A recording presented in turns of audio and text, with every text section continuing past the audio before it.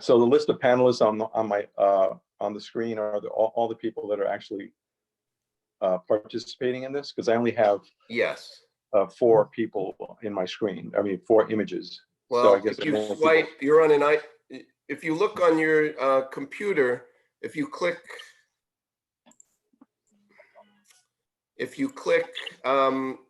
gallery view on the top right with your computer, you'll see everyone. Oh, I got you. Okay. Thank you.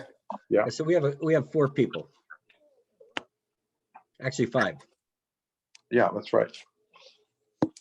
Well, I see 1, 2,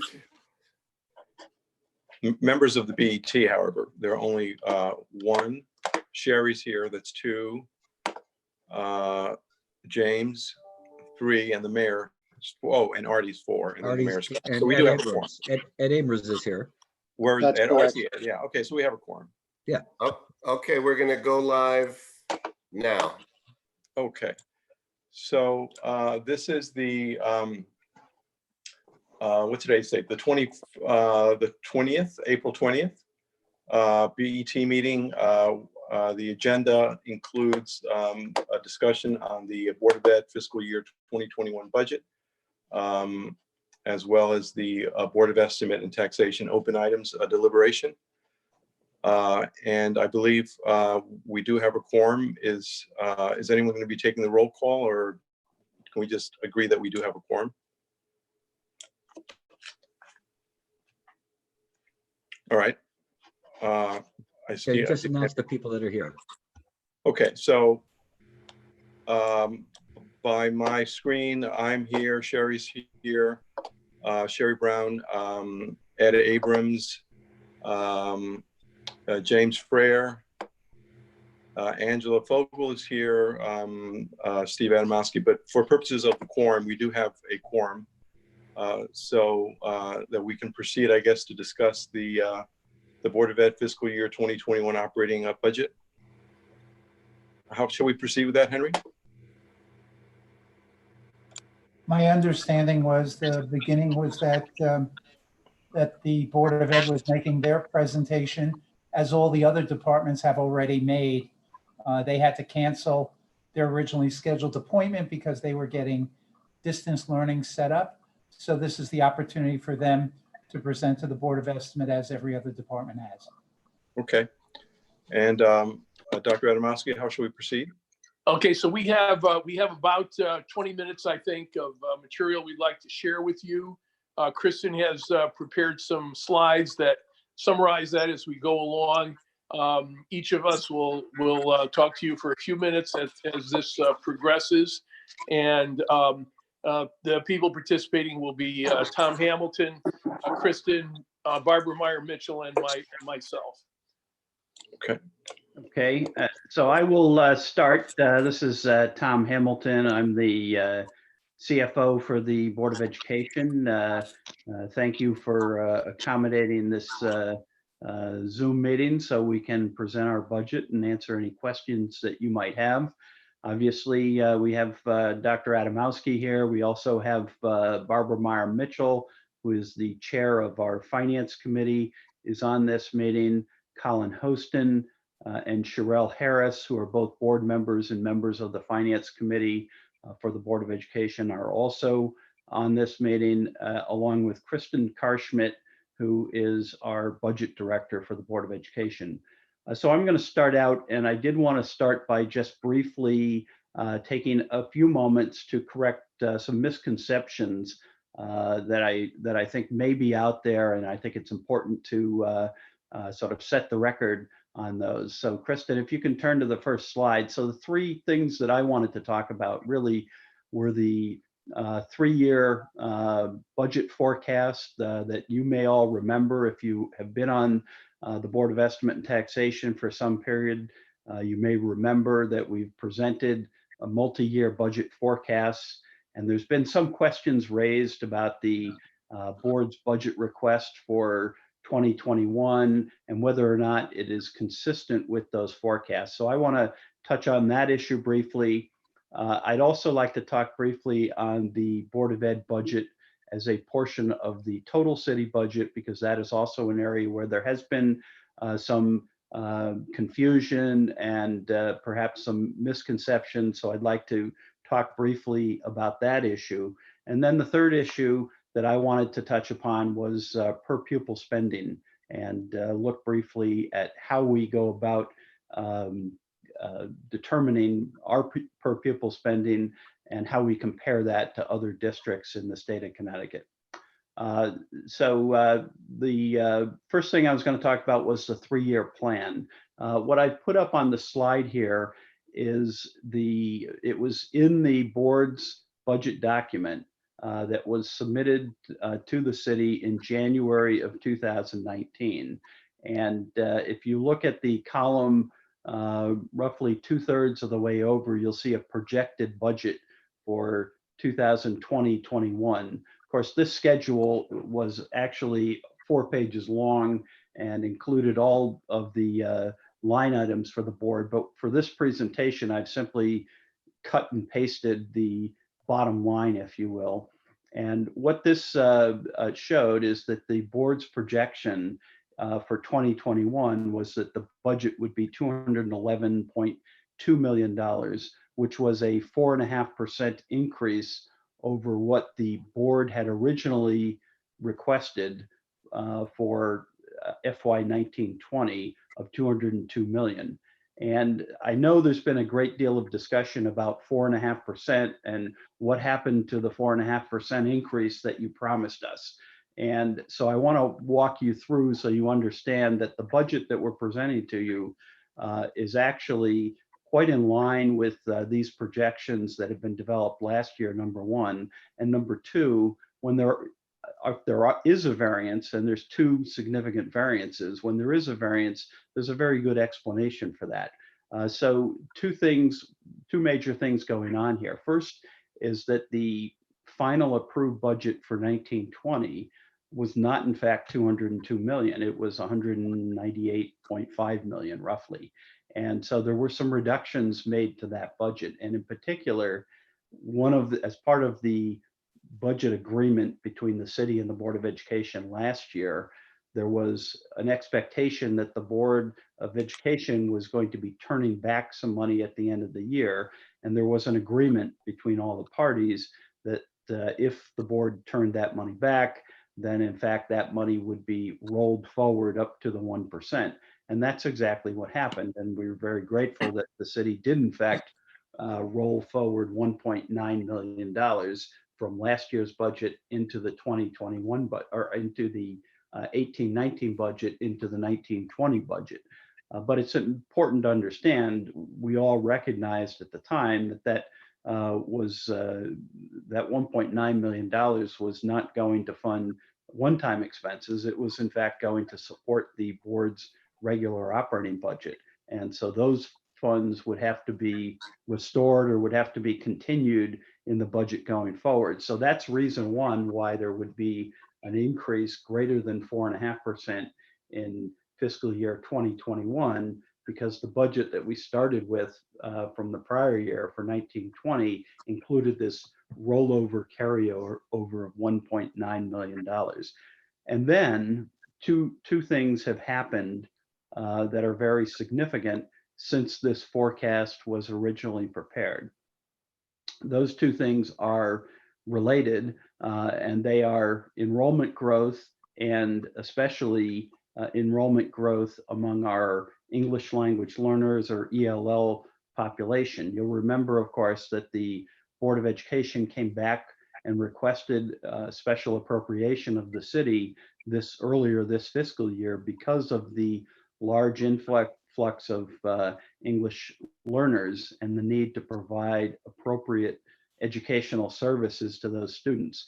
And so the city approved an additional $1 million for the city and $400,000 that went to the city social services department to provide needed social services for those families and those students. And we know that on the Board of Ed side, that $1 million appropriation, if you annualize it for a full year, the additional cost built into the Board of Ed's budget request would be is another $1,540,000 $45,000. So we need to add to that 211.2 million, 1,545,000 to account for the fact that we had this influx in ELL students that required additional services. And then the second major thing which we have going on, and Kristen's going to be talking a bit more about this in a few moments, is enrollment growth. At the time that this 3-year plan was prepared, we projected, and our demographer, outside demographer, had been projecting only a 50 student population. In reality, our enrollment has grown just over 400 students over the last couple of years. And at just using our base per pupil cost of $8,200, that doesn't incorporate special ed expenses, it doesn't incorporate transportation, it doesn't incorporate any central office expenses, it's just direct funding of student programs, teachers, and materials essentially in the school budgets. And so that translates into those additional 400 students translate into $3,326,000 of additional expense to the board. So you add the 1.5 million for ELL, you add the 3.3 million for enrollment growth, and lo and behold, you add that to the 211.2 million, and you come up with a budget of just a bit over 216 million. So our budget request, our original budget request that was submitted, in fact, was just a bit over $216 million. So the point I'm making is that the budget request we're submitting, although I understand it's large and it's been a difficult number for everyone to kind of get your arms around, it is in fact very consistent with where we felt we were when we put together this 3-year plan. Kristen, can you go on to the next slide? Okay, the second issue I wanted to talk about was the Board of Ed portion of the total city budget. And there's been some debate and some questions about this. The first slide here actually comes from directly from the city's budget presentation itself, directly from your recommended operating budget as published on the website, showing that education makes up 54% of the total budget. Kristen, can you go on to the next slide? And that 54% is in fact validated here on this schedule that we had prepared and shared this back, I guess, in February. This is based on actuals from the city's CAFR, Comprehensive Annual Financial Report, showing that the Board of Ed expenditures, direct expenditures at 54%. And you'll also notice, I think it's important to see that they've been really fairly stable. If you go back to 14-15, they were at 53%, for instance. So there's not been a huge spike in these expenses. Kristen, can you go on to the next slide? And then this slide is a slide where we have rolled in the in-kind services that the city provides to the Board of Education. And there is a annual financial reporting that the Board of Education and the city actually are required to provide to the State Department of Education. The city provides 2 items that we roll into this report to the state. The 2 items the city provides are something called in-kind services and also debt service that's attributable to the Board of Education. And the in-kind services are really a very comprehensive capture of all the data on the city side. It's prepared by the city controller. The filing that is provided to the Connecticut State Department of Education is actually subject to review by both the State Department of Education. They perform what's known as a desk audit, and the city's external auditors also review this filing. I know from having sat on the city side that the city does a very comprehensive job of capturing this data. There are request memos that go out to all city departments and agencies asking them to capture and itemize their service that they provide to the Board of Education. Obviously, there's some big items in there like workers' compensation, parks and recreation, snow plowing from Public Works, crossing guards, and police service. And so there's really a whole panoply of services that get picked up in there. But certainly we agree that those are in fact expenses that are should be attributed to the Board of Education. And so you roll those into the earlier numbers that we looked at on the last slide, and you see that based on these numbers, including the in-kind services, the Board of Education budget is at 58% of the total.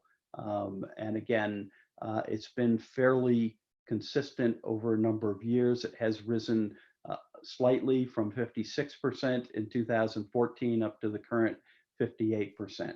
I think that slide really provides the most complete picture of the Board of Ed portion of the city budget. So the final area, Kristen, if you can go on to the next slide, is per pupil spending. This slide shares per pupil spending and also captures high needs students. High needs students are those students who meet either they are special education students, or they are free and reduced lunch students, or they are English language learners, or they're students who fall into essentially one or more of those categories. And you'll notice that Norwalk does in fact have a pretty high percentage of high need students. Of our surrounding towns plus the city of Stamford, we're the highest. So we're higher than Stamford and obviously higher than the suburban communities around us. So these per pupil spending numbers come from the directly the Connecticut State Department of Education, which captures this information again through this financial report I was just making reference to, the EFS or electronic financial system. The state has a uniform set of criteria of how that information is captured. The state has mandated certain methodology of how that information is captured and how it's reported.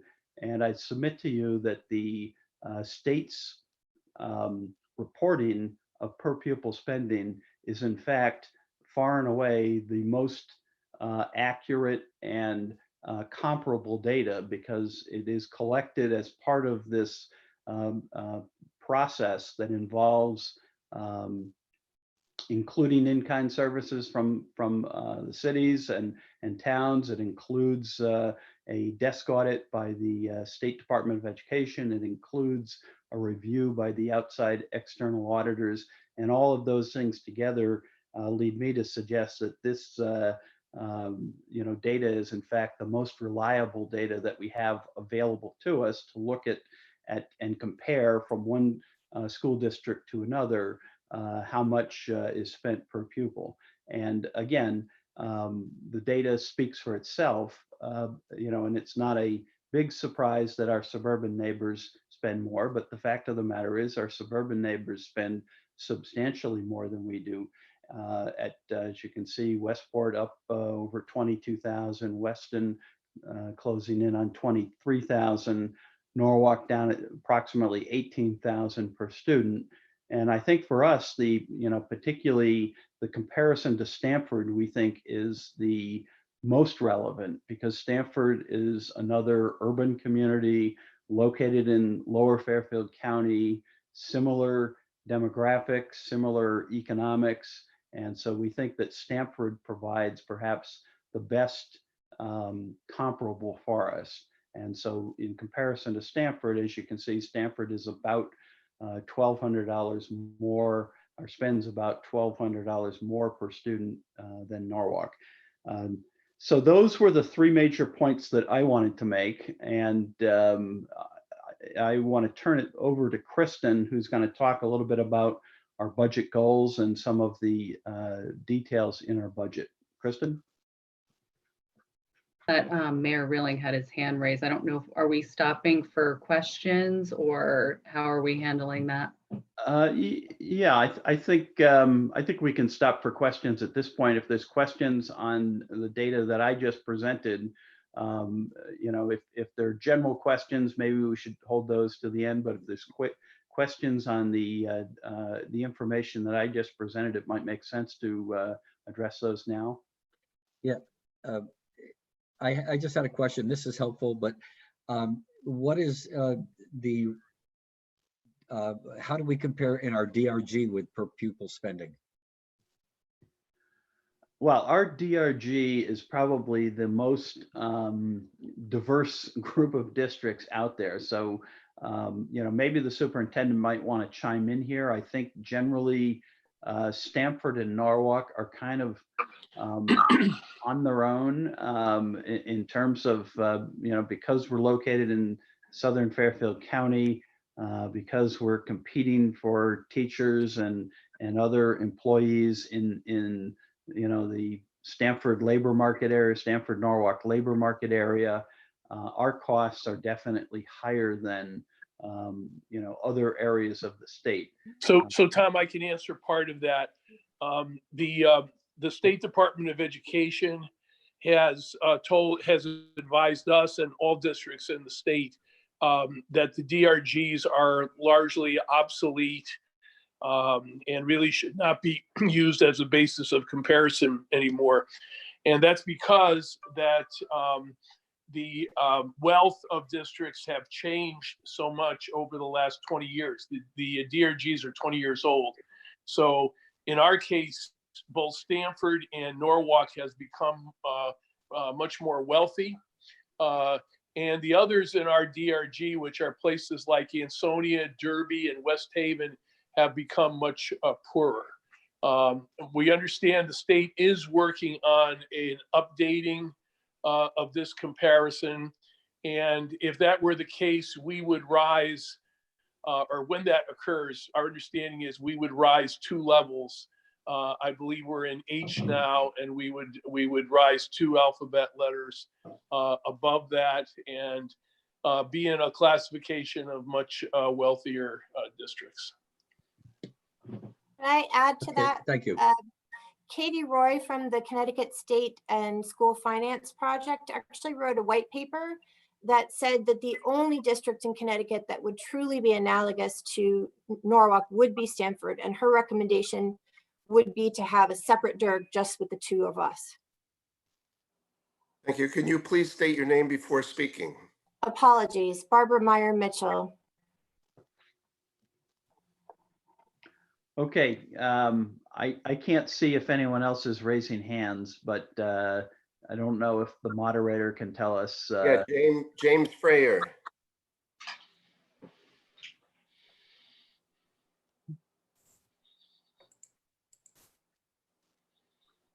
So we have a question from James. He is muted. I'm trying to unmute him. It's not working. I don't know if you can do that. No, I tried. Sorry. Oh, there you go. Yeah. Could you answer the question though? Where do we stand in the DRG if we compare us to some of these other cities? We would be higher than Ansonia, Derby, and West Haven, and we would be lower than Stamford. So you're saying that there's no difference between what the DRG shows vis-a-vis Stanford? Correct. Every DRG is based upon the per pupil expenditure. What about with the rest of these cities? There are no other cities in our DRG of 20 years ago. So there are, you would find in another classification, I think it would be, we're H, I think in I, you would find places like Hartford, New Haven, New London, and Bridgeport. Okay. May I ask a question? Could you guys hear me? Yes. Yep. Okay. My question is, you indicated that the per pupil spending that the state prepares includes in-kind spending by municipalities as well as debt service. Where does it say that? Is there any, is there some documentation that that you're relying on that shows that that in fact includes, that this number includes the per pupil, I'm sorry, includes the in-kind expenditures as well as the debt service? There are documents available that do document what is included in the per pupil numbers. But my question specifically is whether, is there a document that shows that it includes in-kind services and debt service? But first I want to clarify that the per pupil does not include debt service, but it does include in kind. And yes, there are documents that are available that that confirm that from the state. Ed, I think you can just go to the website of the State Department of Education. There's a whole subsection that lists the per pupil expenditure of every school district, and then there's a legend that shows how it's calculated, and you can receive verification And that legend includes in-kind services. And that legend includes the in-kind services per municipality. Okay. Yes, sir. But not the debt service. But not the debt service, right? It includes in kind, but not debt service. Okay. So again, I'm not sure who our moderators are, or who can see who's raising a hand. I can't see if there's any other questions. I could see if someone's raising their hand. I don't see anyone raising their hand at the moment.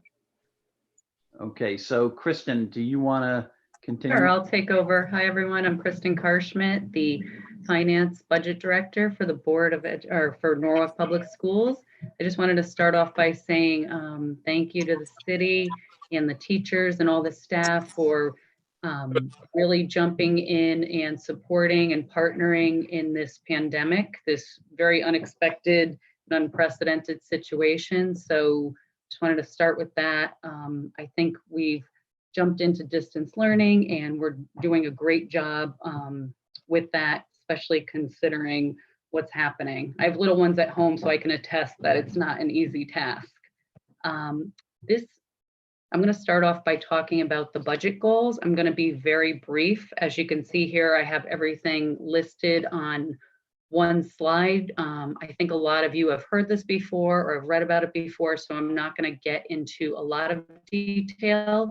Obviously, if you have a question, I can answer it, or we can send supplemental information. But what this represents is our 2021 budget goals, goals 1 through 9. This ties to the original $14 million increase before the cuts were initiated.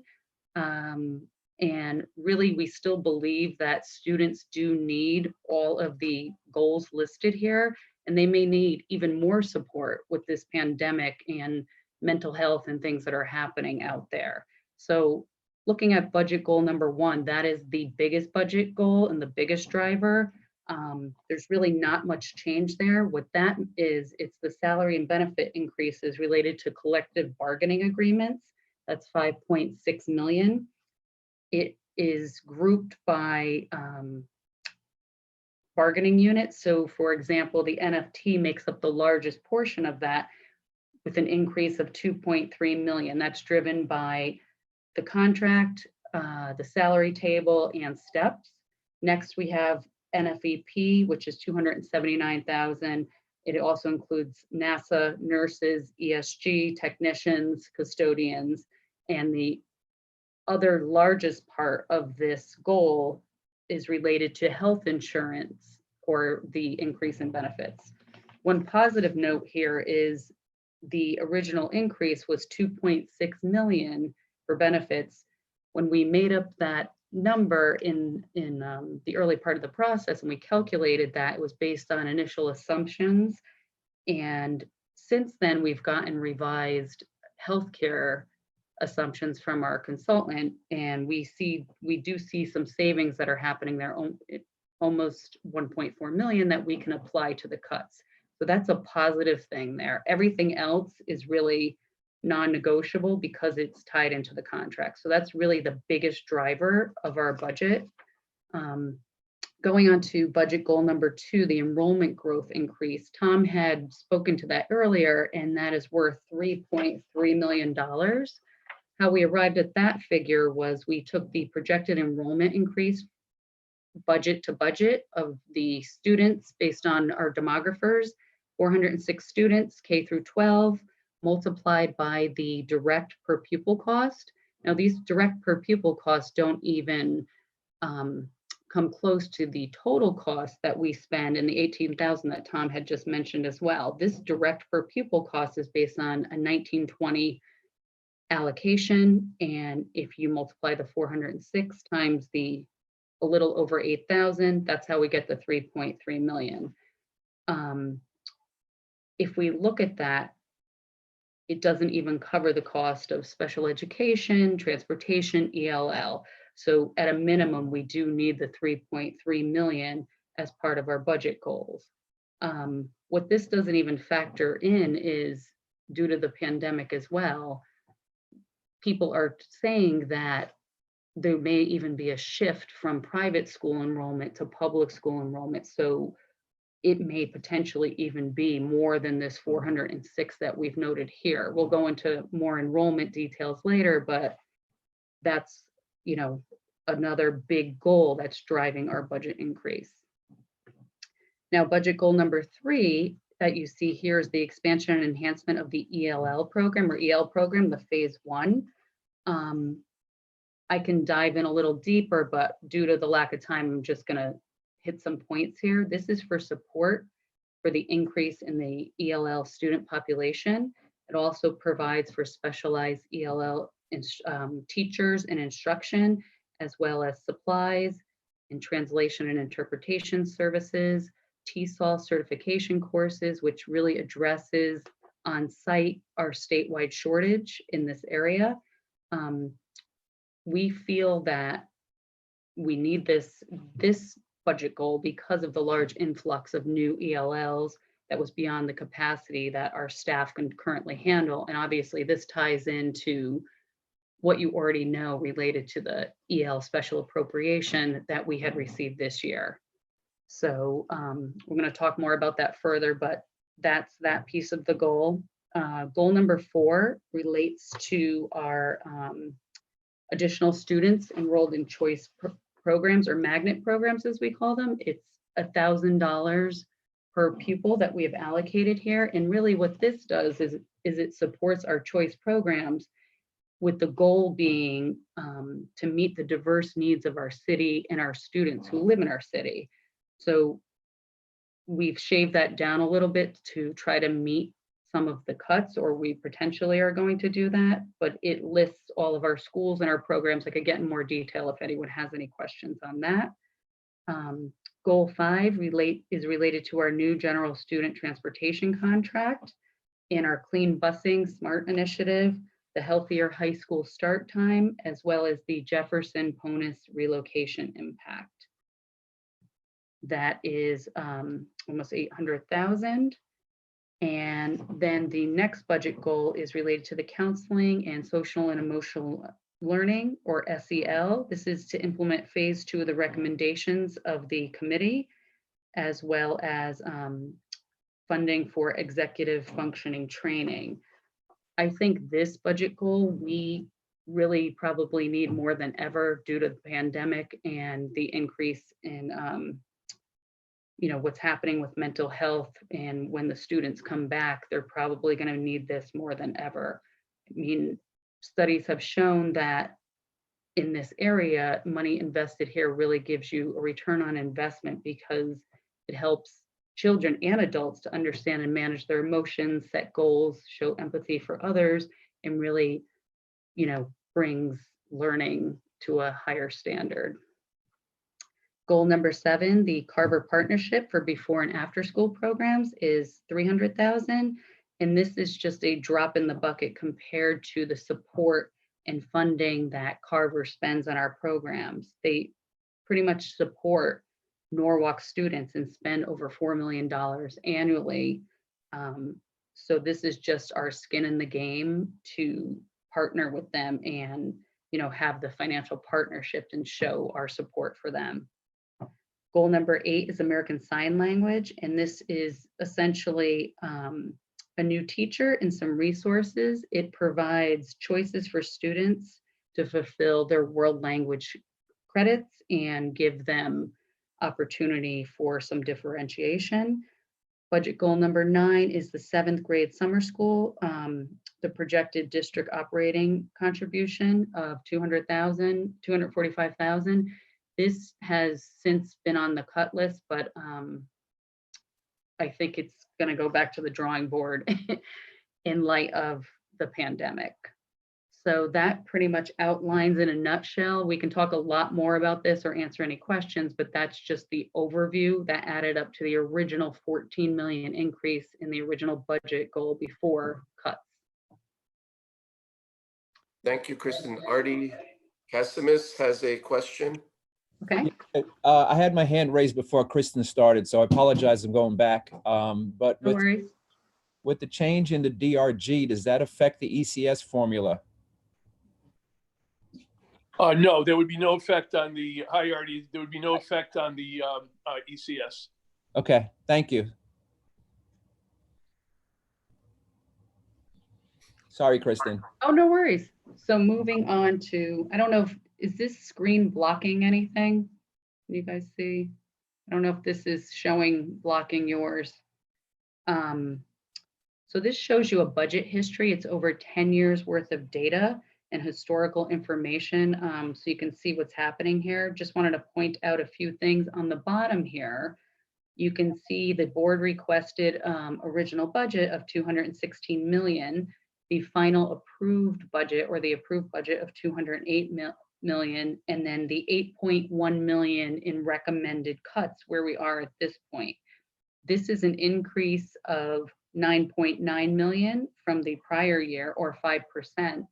Can you guys see that on the chart, or is it, are the images blocking that?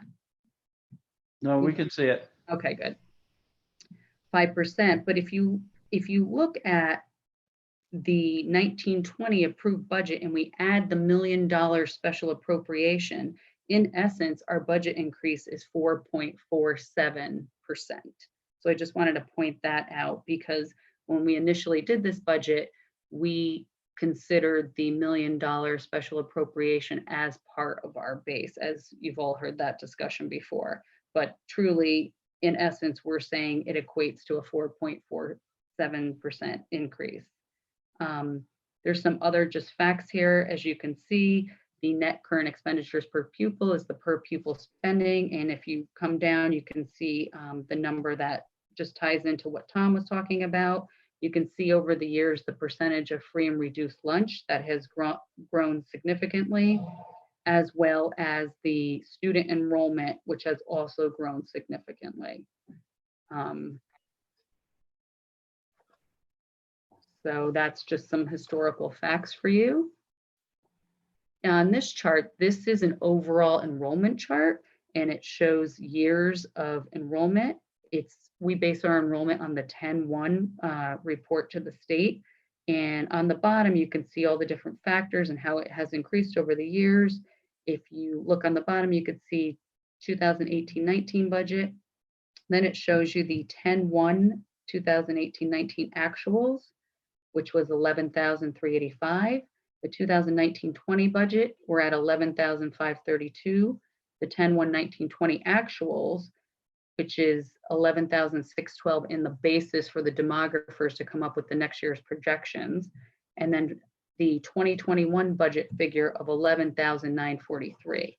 The highlights that you could see above, the 411, what that's showing is the 1920 budget versus the 2021 budget. So budget to budget, just the projections alone are showing an increase of 411, which ties into that 406 related to the enrollment increase that you saw on the other slide. The few difference has to do with pre-K.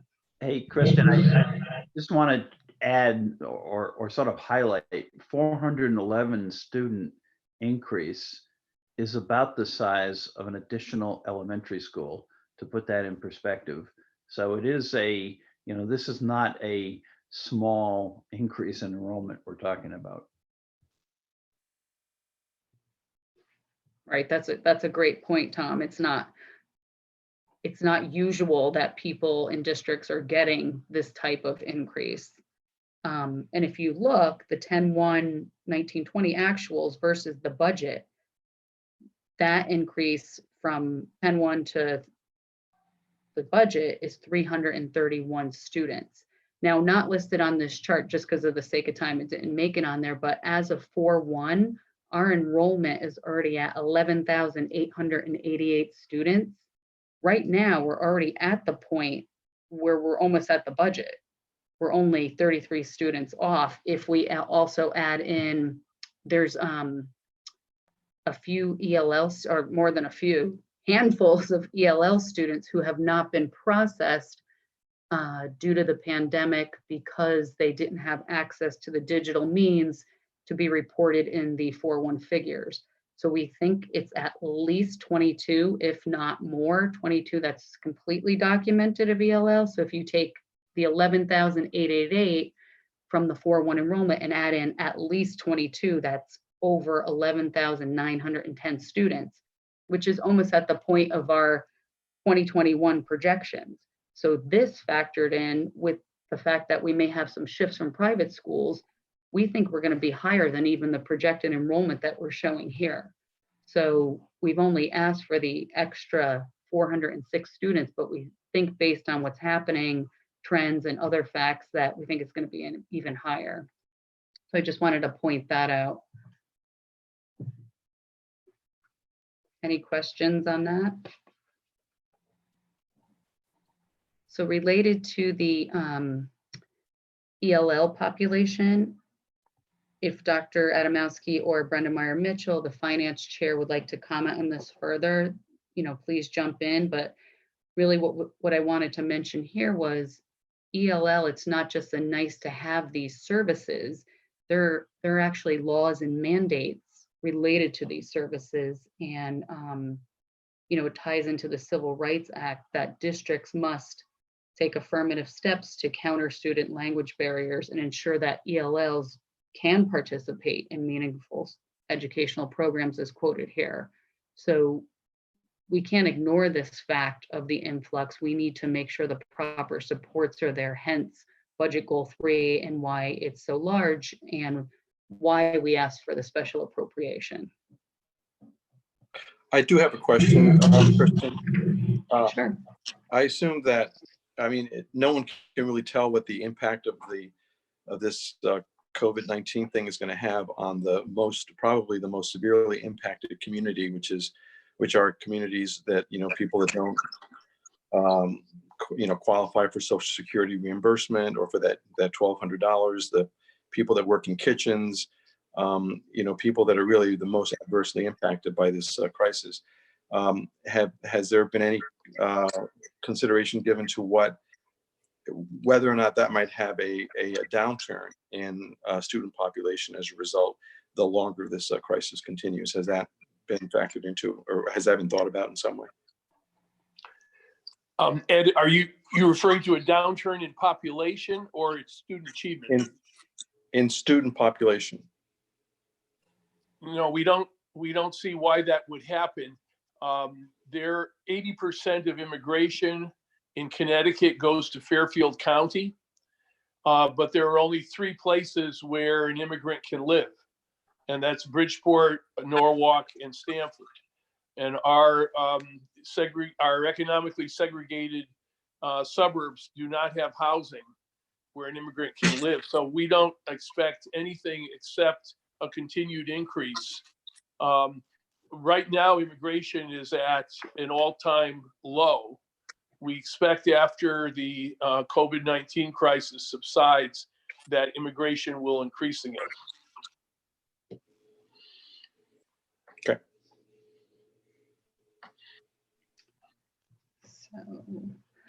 So this slide right here, I just want to highlight a few points here. This is related to the EL special appropriation and the impact to next year. So in the first column up top, you'll see the original proposal that was given amounted to $989,000.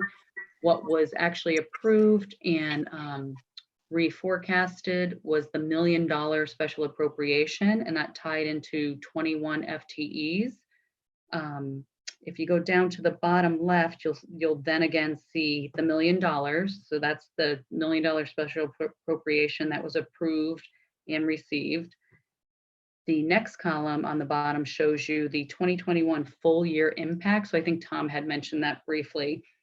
We assumed that when we built this budget, the $1 million really became part of our base, because when we discussed it at the special appropriation time, Tom had mentioned that this would be a recurring expense. So when we built the budget, we only built in the annualization of that money, meaning we would use the $1 million to hire people mid-year.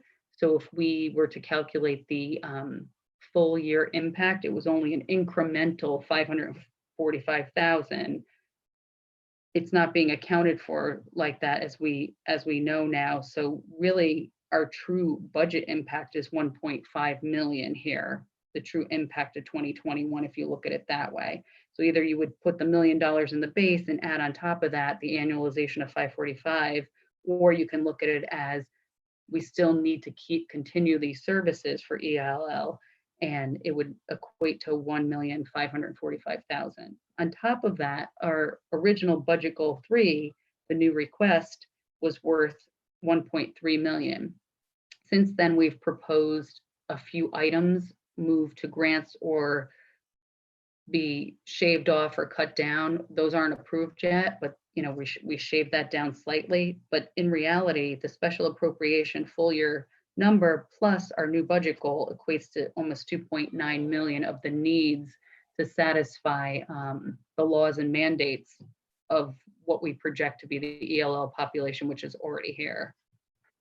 And then I just wanted to end it with, I'm not going to go into detail here on this eye chart, but this details out how exactly we spent the money, dollar by dollar, adding up to the $1 million. And as you can see, it's mostly staff, 99% of it's staff. And it shows you the amount, the special appropriation job, and even the PCN or job number. So we have every dime thoughtfully accounted for.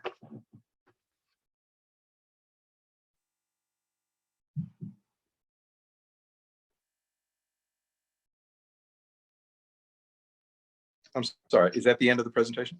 That's, yes, that's the end of where I wanted to end it. I know a few people have questions or, wanted to make additional comments there. Okay. I don't see any questions, Chris. Ed, Yeah. I wanted to just follow that with a little bit about where we stand with the budget. And I believe Ms. Meyer-Mitchell would have some concluding remarks when I'm done. So we have a gap of 8.1 million between the budget that the Board of Education has endorsed and submitted to the city and what the city has so far appropriated. Last month, I submitted to the Board of Education 6.6 million in cuts. And while these are very painful, and while the board is struggling with them, most can be described as indirect and not disrupting the direct instruction between a student and a teacher. And I tell you that the board is struggling with these because they are not anything that anyone wants to see occur. But nonetheless, they represent our judgment on the best places to cut, if there are any good places, and this is all an issue of priorities. So we are up to 6.6 million, and I could not go beyond 6.6 to the 8.1 without directly impacting instruction. And I know that there has been some vigorous discussion of our budget, but I don't think anyone at any point anticipated that we would be in a position where we would have to cut services to students who are not English language learners in order to provide legally mandated services to English language learners. I know that a welcoming city values all of its students, and we cannot get the other 1.5 million at this point. This raises the issue of the special appropriation, because that 1.5 million is the full year cost of the special appropriation.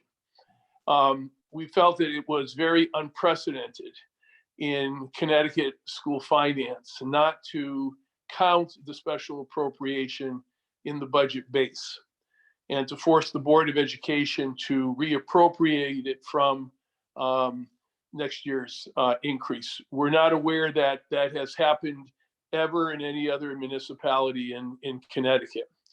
So I think our ask tonight is for the Board of Estimate and Taxation to consider adding the 1.5 million for the full year cost of the growth in ELL enrollment, our immigrant enrollment of English language learners, so that the board does not have to make further cuts to students who are not English language learners. And again, I don't think that was ever anticipated, but it's the situation that we find ourselves in now. So that is our ask tonight. We are 1.5 million short. We're asking for a special appropriation from you that can be made through shifting in budgets. As Kristen indicated, we are at a 4.5% increase. The overall city and school district increase is 4.9%. So we think that this 1.5 million might be able to be accomplished by shifting and savings within other areas of the municipal budget. So that's where we are in terms of a conclusion and a request to you tonight. And I'd like Barbara Meyer Mitchell to wrap up our presentation. Thank you. First, I want to thank the Board of Estimate and Taxation and the mayor for your unprecedented support over the last several years. Many objectives that we set, you have supported. We've turned around our special ed with the surge in funding there. We have taken our outcomes to the top of our DERG and to the highest city school district in the state. And we should be proud of the partnership between the BET and the Board of Ed to accomplish that. I particularly draw your attention to Mayor Rilling's contributions over the last several years.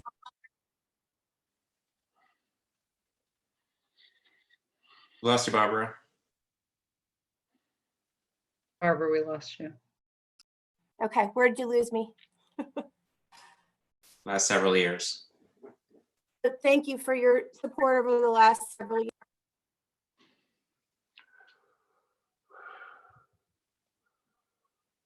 We lost you again, Barbara. Barbara, we lost you. It's We not also have, unusual that when anybody thanks me, they go mute. So we also have Sarah Lemieux had her hand up. Oh, Sarah, do you want to jump in? No, I can jump in after you're done. Perfect. The thing that's very important to understand about education is that it is a labor-intensive business model. It simply cannot be done without people and without the relationships that those people develop with our students. We have contractual obligations with the unions on class sizes. So we can't cut in the area of class sizes without violating our contracts. So we are really in a bind when our enrollment increases the way it has, and especially when it increases in an area of high needs like ELL or SPED, because that requires specialized instruction in areas that are labor scarcity. So we have to bid against our neighbors competitively. So all of that leads me to say that the board is extremely aware of the circumstances that the city finds itself in. and very Barbara, your audio again. back. When I saw the grand list finalized at the end of February, I had great hopes that we could work together to find the money for this ELO funding, and I'm still hoping we can, regardless of the circumstances. But I also understand the context that this discussion falls and the incredible need that is being presented to the city in so many areas.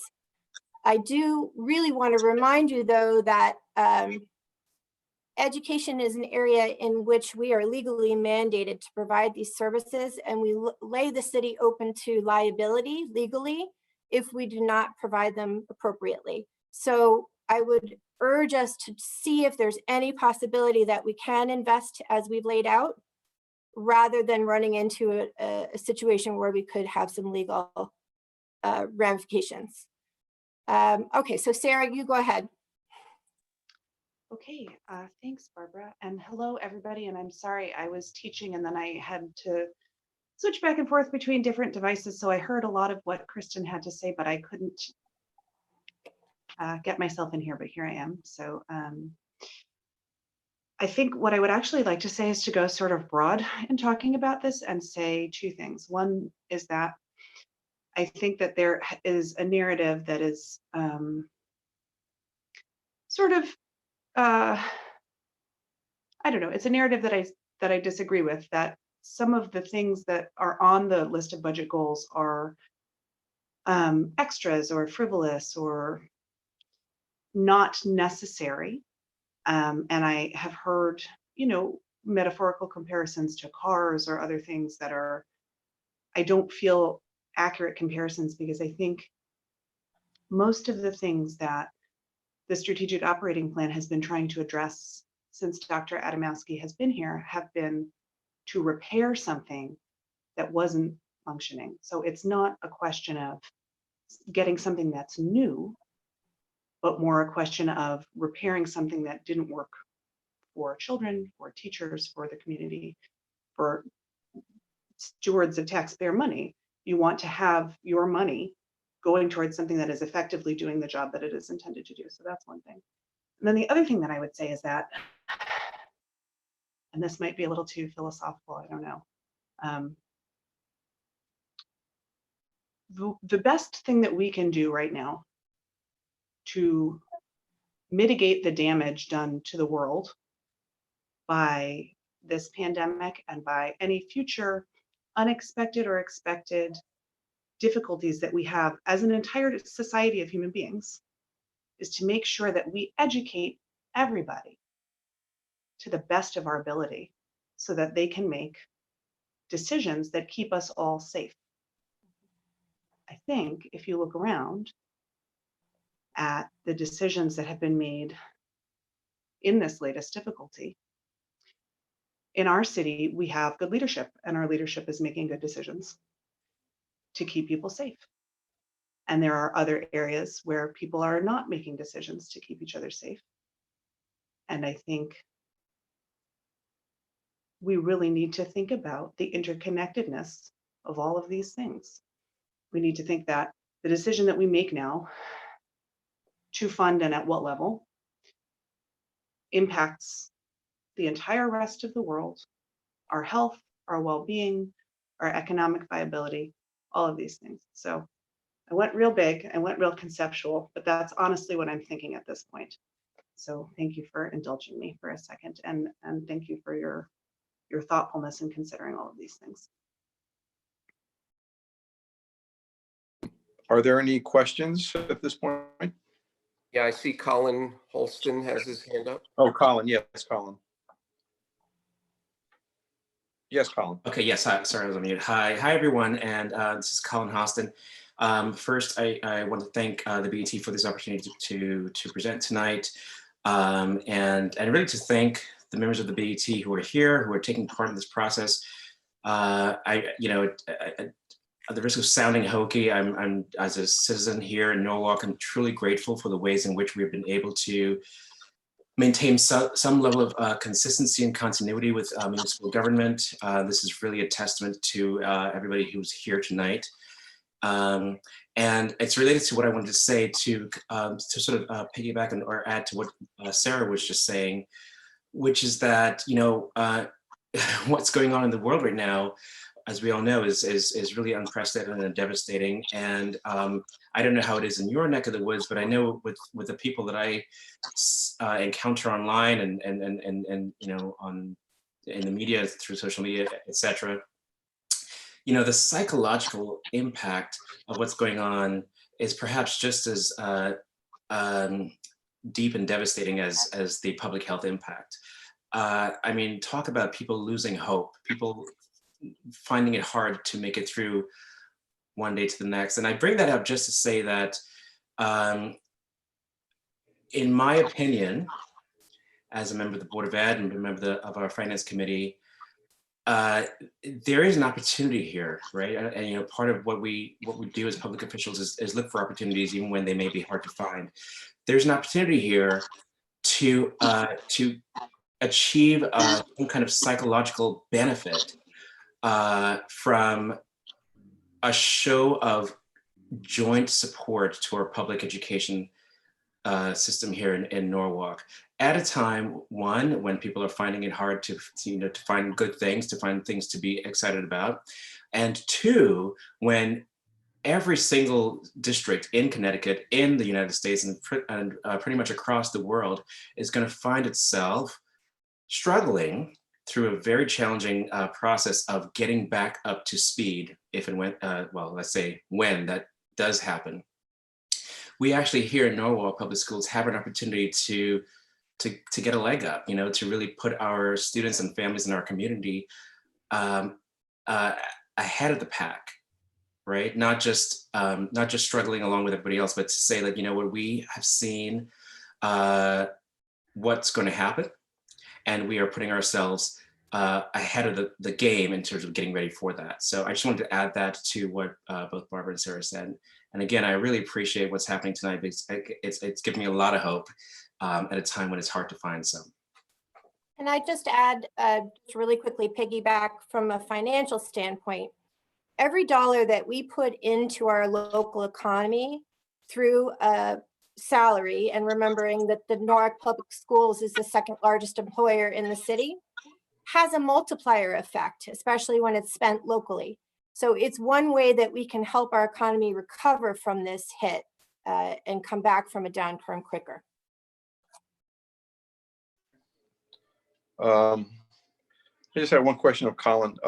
How did you manage to set up your station in the middle of an intersection? Well, because it's the stay-at-home orders, the streets are pretty empty, so it's pretty easy. Okay, no cars. Is there anything else? Does anyone have any other question or statement? Yeah, Okay. I'm sorry, I lost connection for a while, so I missed the last couple of minutes trying to reconnect. My Wi-Fi has been acting up, so I'm back. Okay. So I was just asking if there. Oh, I'm sorry. If there were any other. Yeah, no, I was asking if there are any other questions or statements at this point as part of the presentation. Sherelle said that she can't figure out how to raise her hand in the meeting on the phone, but I think she had something to say. Sherelle Harris. Okay. Can you hear me? I'm not sure if I'm on mute or, oh, Yeah. oh, great. I think if you hit *9 on your phone, you can raise your hand, but we can hear you. Awesome, thank you. So I won't take up a lot of time. I just wanted to give you an idea of what the teachers and the head of curriculum are thinking right now. So to Dr. Adamowski's point with us struggling with the cuts, you know, the teachers are a little concerned because, you know, initially we had this archaic math program. We had no writing at all. And, you know, we're working to revamp the science curriculum. So the teachers are really afraid that if we have cuts or don't have an additional amount added to the budget, that they won't be able to keep up with the rigor, and that they're going to lose a lot of the progress that the students have made thus far. So that's really a concern. It's really hard to put in all this information, you know, put in all this effort, I'm sorry, and, you know, see the progress only to have it, stunted. And Ed, you had asked a question, I believe your question was to the student population. And then someone, I think Dr. Adamowski wanted it clarified as to whether it was population or achievement. Another Right. concern is the achievement again. And the summer learning right now, because we don't have any testing, it's really difficult to assess the students, and we don't want further loss for the fall. So we still, want it on the table to have summer learning, but for all students, with a little bit of flexibility for the principals to decide who needs it. But that's something that the teachers are really, really concerned about right now too, is the loss, and particularly because we don't have the assessments, the testing right now. And I think the enrollment, everyone else touched on anything else that I would add as far as the additional ELL students. The curriculum department is also looking into a co-chairing model with ELL, which, we have the increase there, as well as the special education, which has been, we've made some progress there. Let's keep it positive. So they were looking into some co-teaching, and we definitely need to hire more teachers. So that's where I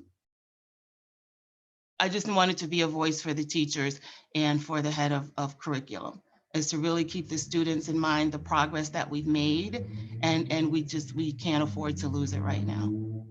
And just to piggyback on what she said, we have not yet received guidelines on how we'll be able to use our federal money in terms of reimbursement for expenses of the closure, and also investments in preventing learning loss.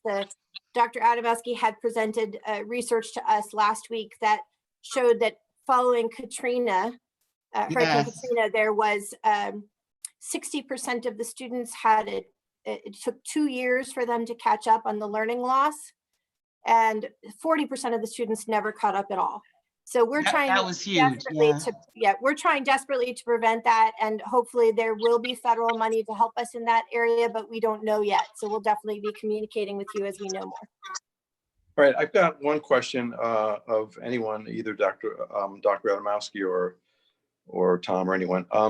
With respect to, I think you couched it, Dr. Adamowski, as a choice between funding ELL at the expense of students that don't require ELL, or like regular learners.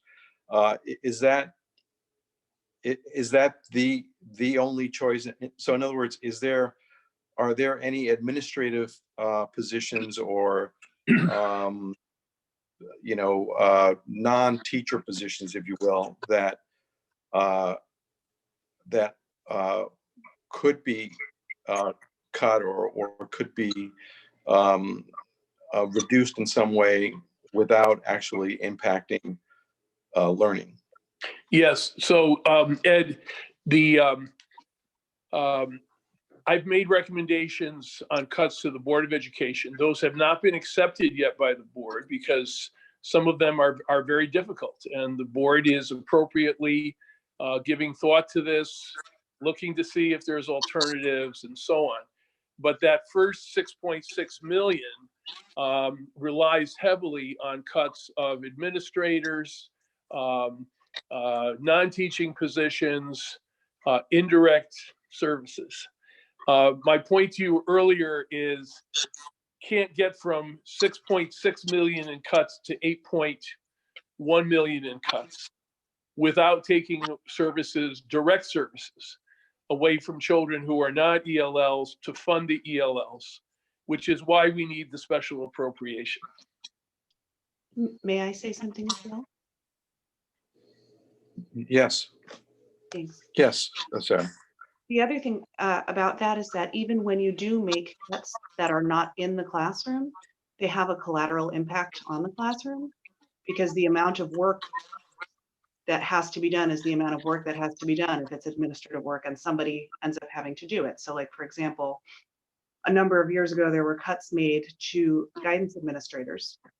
And then the counselors had to pick up the work that the administrators had been doing. So they couldn't do as much work as they needed to do with students.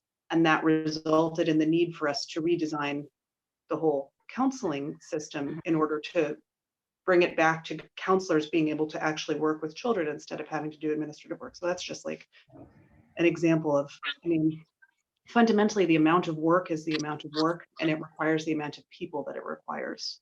So cuts outside of the classroom are better, but they will also have unintended consequences too.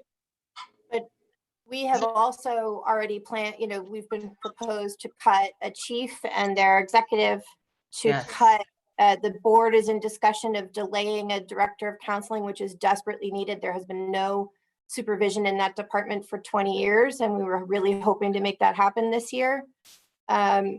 We've cut interns. I mean, we've actually gone as a board to the line item level, position by position, just as the mayor suggested that we do. Chairman, Mr. Freyer has his hand up. Yes. Mr. Freyer. I don't know whether Tom, you want to answer this, or maybe Henry or Angela, but what is the latest projection for this year as where you're going to come out versus budget from last year? We are working on, I can only speak on the Board of Ed side. Henry or Angela would need to speak about, the overall city budget and revenues and so forth. But with respect to the Board of Ed budget, there are a lot of moving pieces because of the COVID-19 situation. And we are still getting our arms around all the positives and negatives, if you will, from a financial standpoint. We know we're going to have some savings in some areas, like some building expenses, electricity is going to be lower, and we'll probably have some savings in heating fuel because of the shutdown of the buildings. We know that in a handful of areas, in wage areas for substitutes, we expect to not spend our full substitute budget.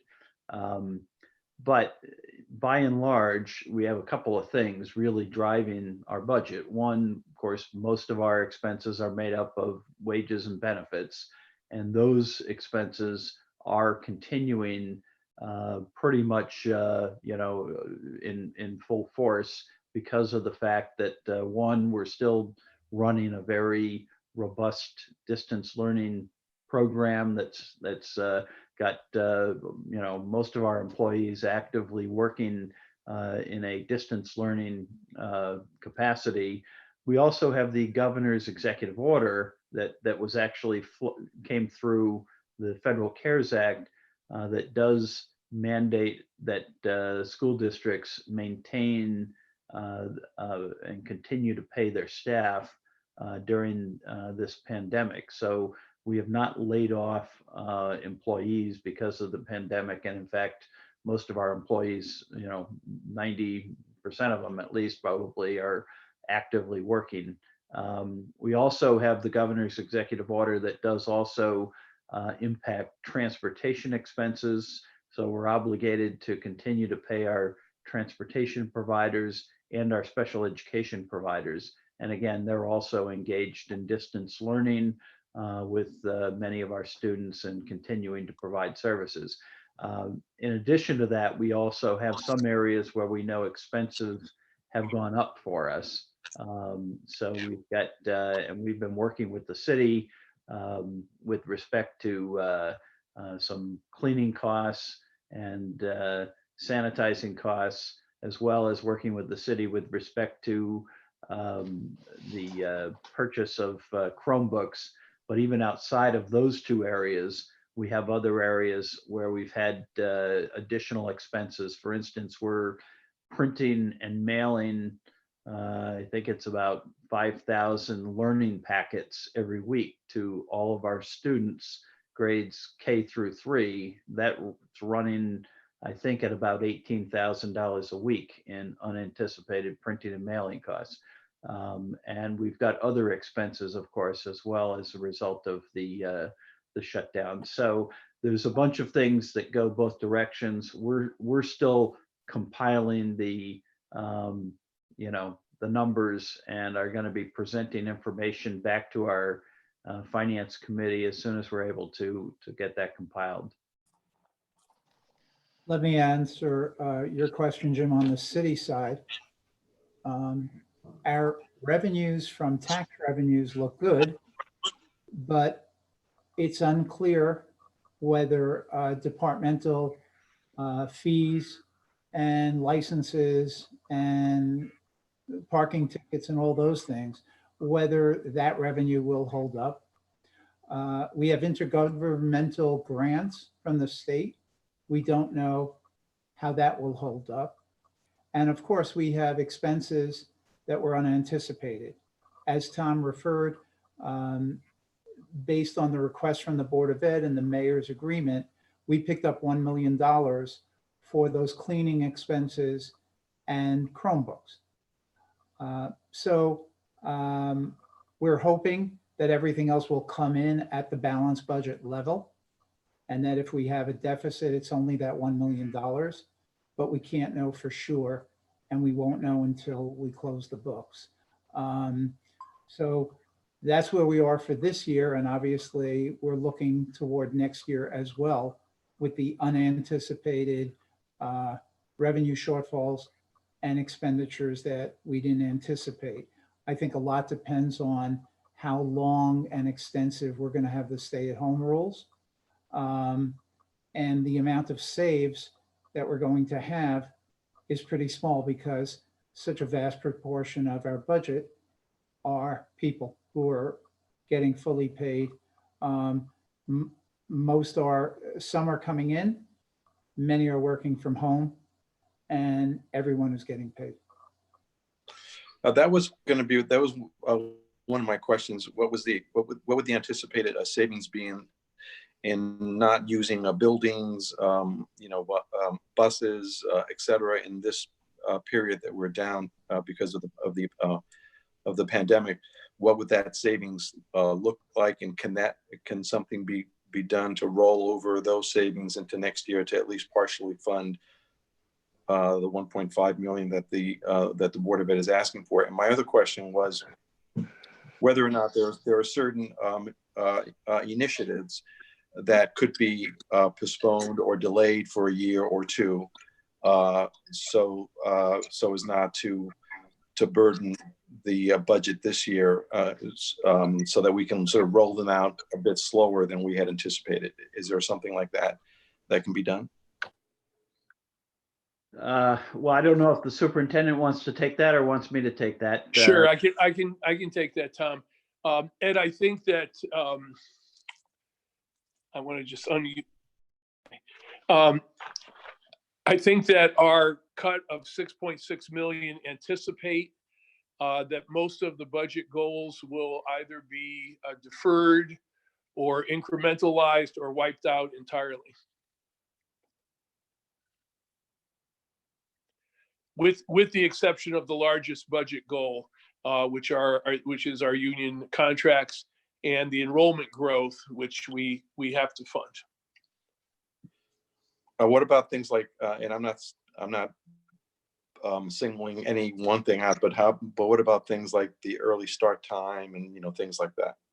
The early start time, along with the special transportation for Jefferson, and cameras on the buses and our new propane buses, were all in the rebid of the transportation contract.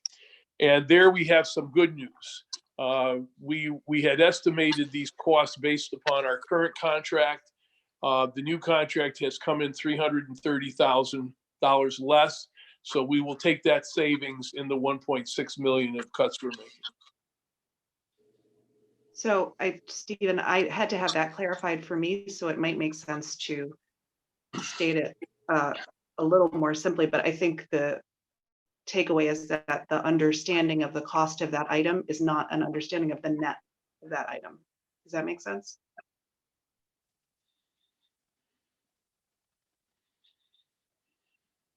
I'm sorry, would you repeat that I'm again? not sure I understand what you just said, sir. Sure. I'm So sorry. what I was saying was that I had to have this explained to me actually too, but from what I understand, the line item of that budget goal does not reflect the savings in the bid of the new transportation contract. And it also doesn't reflect the potential for liability if we had to reopen that contract, which we would have to do anything to that budget goal. Did I make it worse, or is that? My understanding from what Dr. Adamowski said is that the contract is coming in lower than expected, so that item will be 300 or 1,000 or so lower than what's anticipated, but that's included in the 6.6 million of cuts. That's what I understand. That's correct. That's correct. And so the reason that I opened my mouth and possibly made it more confusing is that oftentimes in discussion by members of the public who I know are probably watching this, it seems like there's a misunderstanding of what's involved in that particular item, even just as a budgetary item. So that's why I thought it made more sense to just clarify, except I don't think I did clarify. So I apologize. I think you're going a little digital as well, but I think you just went a little digital, at least on my end. But Ed, it's important to note that the board actually took proactive action in February to cut some of the more aspirational goals before, we even were going to come before you on the 11th of March. So the board is aware that the city views our ask as too high. And at this point, we're just trying to make sure that we don't have to cut anything that is fundamental to our ecosystem, to the functionality of our schools. Okay. Is there anyone else that would care to speak at this point?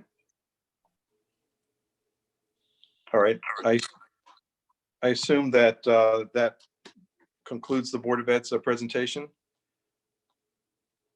Yes, it does. You're Okay. muted, Dr. Dr. Adamowski. A, we can't hear you. Dr. I just Adamowski, wanted to express our thanks to the Board of Estimate and Taxation for taking the time to review our budget and to hear our presentation tonight. And we're very cognizant of the important role you play and are grateful for your service. Dr. Adamowski, I for one want to thank you for your service for the last 5 years. I think you've done a tremendous job. I think that the Board of Ed has done a great job as well in the last number of years, as has the city in funding much of the initiatives, in fact, all the initiatives of the Board of Ed. But I want to take this time to thank you specifically for your service over the last 5 years. Thank you. It's been a team effort. I've been proud to be a part of it. Thank you. Mr. Moderator, how do we proceed with the balance of this meeting, the Zoom meeting? Do we? I guess everyone jumps off and then the BET remains stays on. Is that the idea? Yes. If you're in the next meeting, just stay on. Everyone else can jump off the Zoom meeting. Is the discussion not public? No, it's public, and if you want to stay, you can. You want to stay on? Okay, I thank you. Yes. I just took the audio, my video off because I'm having dinner. I didn't think I should be eating, so. I'm actually Okay. going to step off and go read a story to my kids, but thank you so much for Okay. everyone whose work went into this evening, because I know everybody who is here is working very hard on a number of different things. And Thank you, I'm sir. grateful for everyone. Okay. Good night, everybody. Thank you. Bye. Good night. Yes. Thank Thank you. you, everyone. Good night. Thank you. All right. All right. I'm gonna stop the stream. Give it a few minutes. Let us know when we can proceed. It'll be about 20 seconds. Yes. Okay.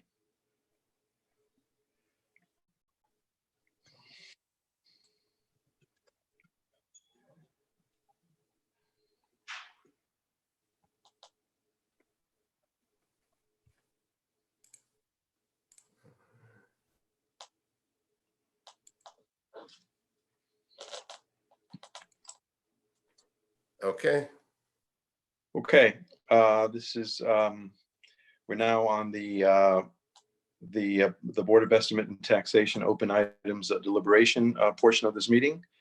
Either Angela or Henry, would you like to proceed with the present, with, I guess, with your presentation? I think the way we're going to go forward is to start by discussing the open items that the Board of Estimate had. We'll bring you back to that list and how we have tried to accommodate them.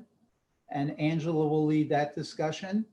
And then we would go to the discussion of how we've adapted our budget since February 25th and leading all the way into both average mill rates and mill rates by district.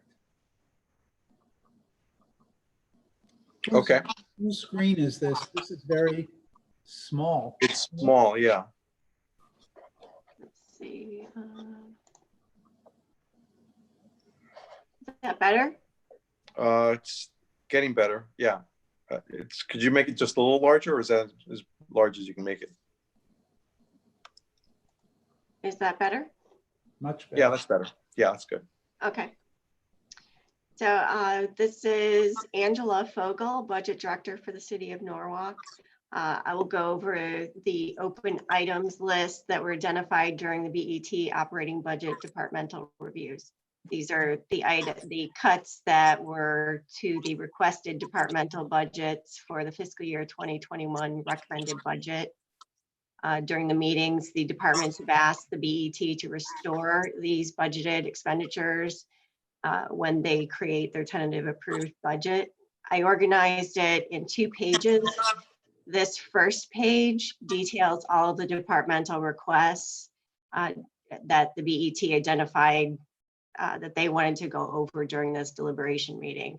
And on the second page, I'll go over areas that I identified where there could be alternative cuts so that you can fund these departmental requests. If no one has any questions about the format, I'll go ahead and jump into the line items. That's okay with everyone? Yeah, that's good. Okay. So I set it up by department. I'll start with the health department. The health department asked for 2 part-time positions.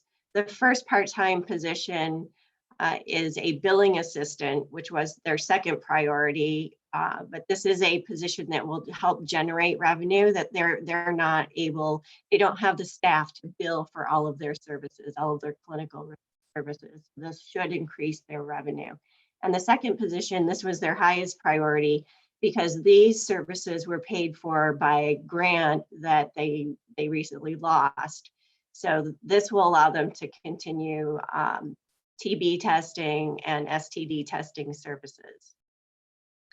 And I think I should go over, before I go on too far, the layout of the columns.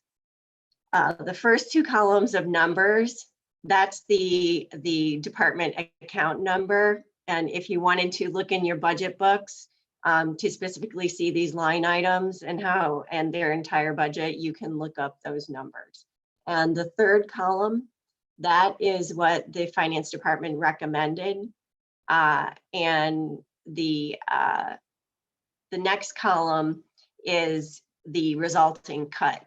So the part-time billing nurse in the recommended column is 21,736. That was reduced to 0. So you'll see in the next column, they're requesting the BET restore that completely.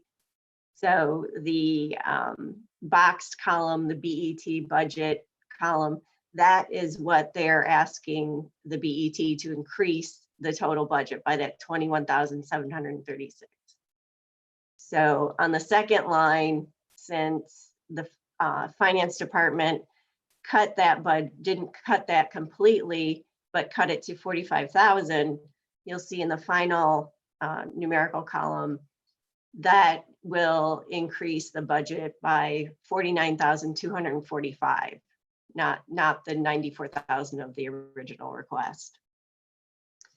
So I'll go on. If there are no questions about that format, I'll go on.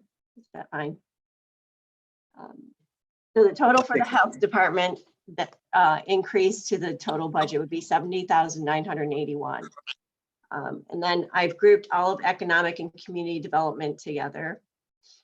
First is transportation, mobility, and parking. They have asked for 2 interns that would be $9,000 each. They had a lot of other additions, so I didn't accommodate that I didn't find other alternative cuts that could fund that, so I left that at 0. The other professional services, that was one of their highest priorities, so that was restored. It was initially cut from $75,000 to $50,000. Their request is to restore it to $75,000, so that will be an increase to the total budget of $25,000. The parking assistant director, that is a position that will be funded by chargebacks from the parking authority. So that it is in the operating budget expenditure items, but there will be an offsetting revenue when they receive those reimbursements from the parking authority. And then for the code inspector, the way the wrap for the explanation, it looks like it's part of the assistant parking director, but the line that in the notes section that starts per Ray Burney, that is all explanation for the blight inspector. The blight inspector is still 0, but that position will be filled and it will be funded through the special revenue account. And that is the account, since blight inspection brings in revenue in excess of the part-time wages and other expenditures. They have about $200,000 reserve in that special revenue account. And that position will not be paid through the operating budget, it will be paid through that special revenue fund. And that fund also receives $30,000 a year from redevelopment. So this is a way to match those revenues with the expenditures. The conservation part-time admin, that shouldn't have been cut. That is a part-time position, admin position that they have had for years. So I put that back in. Economic and Community Development Chief Department. This was originally $10,000. It was cut to 0, and they have requested a $5,000 restore half of that to $5,000, and I put that back in. And for DPW, this was the Recreation and Parks part-time customer service that they felt they cannot perform this public-facing important position without these part-time wages. So that was increased by $17,400. And as I see on the second page, DPW did find cuts in other areas that more than compensate for that increase. Next, the police department. These are mandated tuition reimbursements, and in recent years, they've seen a large increase in the number of employees who are pursuing degrees. So this was put back in for their tuition reimbursement.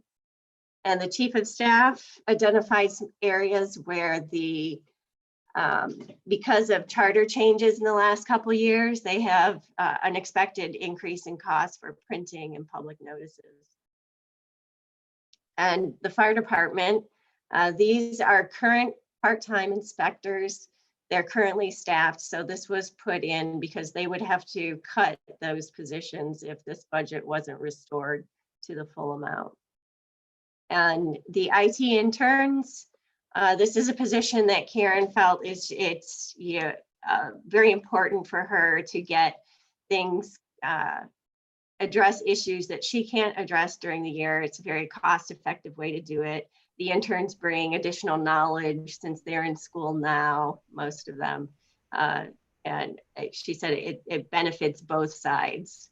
So that was put it back in at $26,280. Are there questions on the expenditures, or would you like me to go ahead with the alternative cuts? No questions. Okay. on my end. So the next page, these are areas where we, the BET could decide to make these alternative cuts and fund all of those items that, open items that you wanted to revisit. The first one, this was assumptions that we were given by our analyst for our health insurance that actually came in lower than their initial projections. So there's $172,296 savings there. Code enforcement. Let me go back, Angela, for a second. Sure.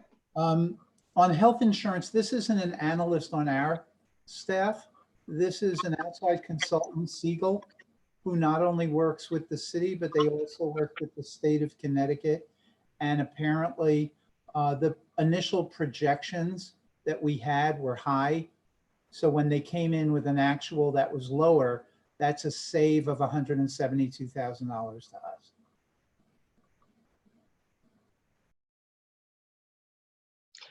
The next item for code enforcement, Jessica Casey identified these part-time wages that they won't need with the addition of the full-time code inspector. And the next line item is the $25,000 that Anthony Carr identified that he can cut from his budget to offset the recreation and parks increase. Economic and community development identified these two areas, and I did go over this with Jessica Casey. They currently have a balance in both of these accounts, so it looks like their spending is below where they're budgeted, and they can also roll forward if they have any surplus in those areas. In the police department, I found several other areas that could offset their training expense. Several of these accounts have available budgets, and they've had a history of surpluses. So, and I have details in the notes section if you want more information specifically of what they have available in their historical surplus.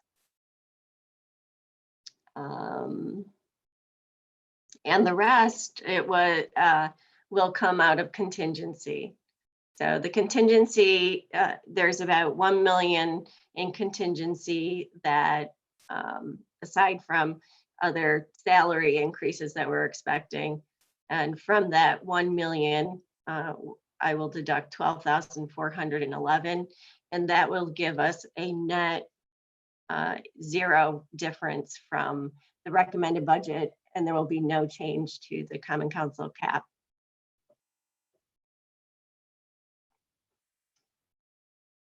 And All right, thank you. Are there any questions? So Ed, I had a question. Angela, are some of these based on actuals coming in lower than what was expected for the budget for this coming year? yes, yeah. And So the contingency number is, you're only reducing that by $12,000. Does that mean that we're really going to come in at 2.7, whatever the number is? We may not. This year we have a little over $500,000 balance in contingency. So taking out the 12,411, we may still come end up with the surplus in contingency. Every year we usually have a surplus in contingency. So we'd have about 3 million. If we're under by about 300,000 now, we'd add that to the 2.7. Jim, the contingency account also has all of the raises and the step increases for next year. Okay. And we did that because this is a union negotiation year. Yes, So it's yes, not yes, yes. all our contingency, Got it, but we got it. buried it on that line item. So if you sharpen your pencil in your negotiations, we should be okay on that line.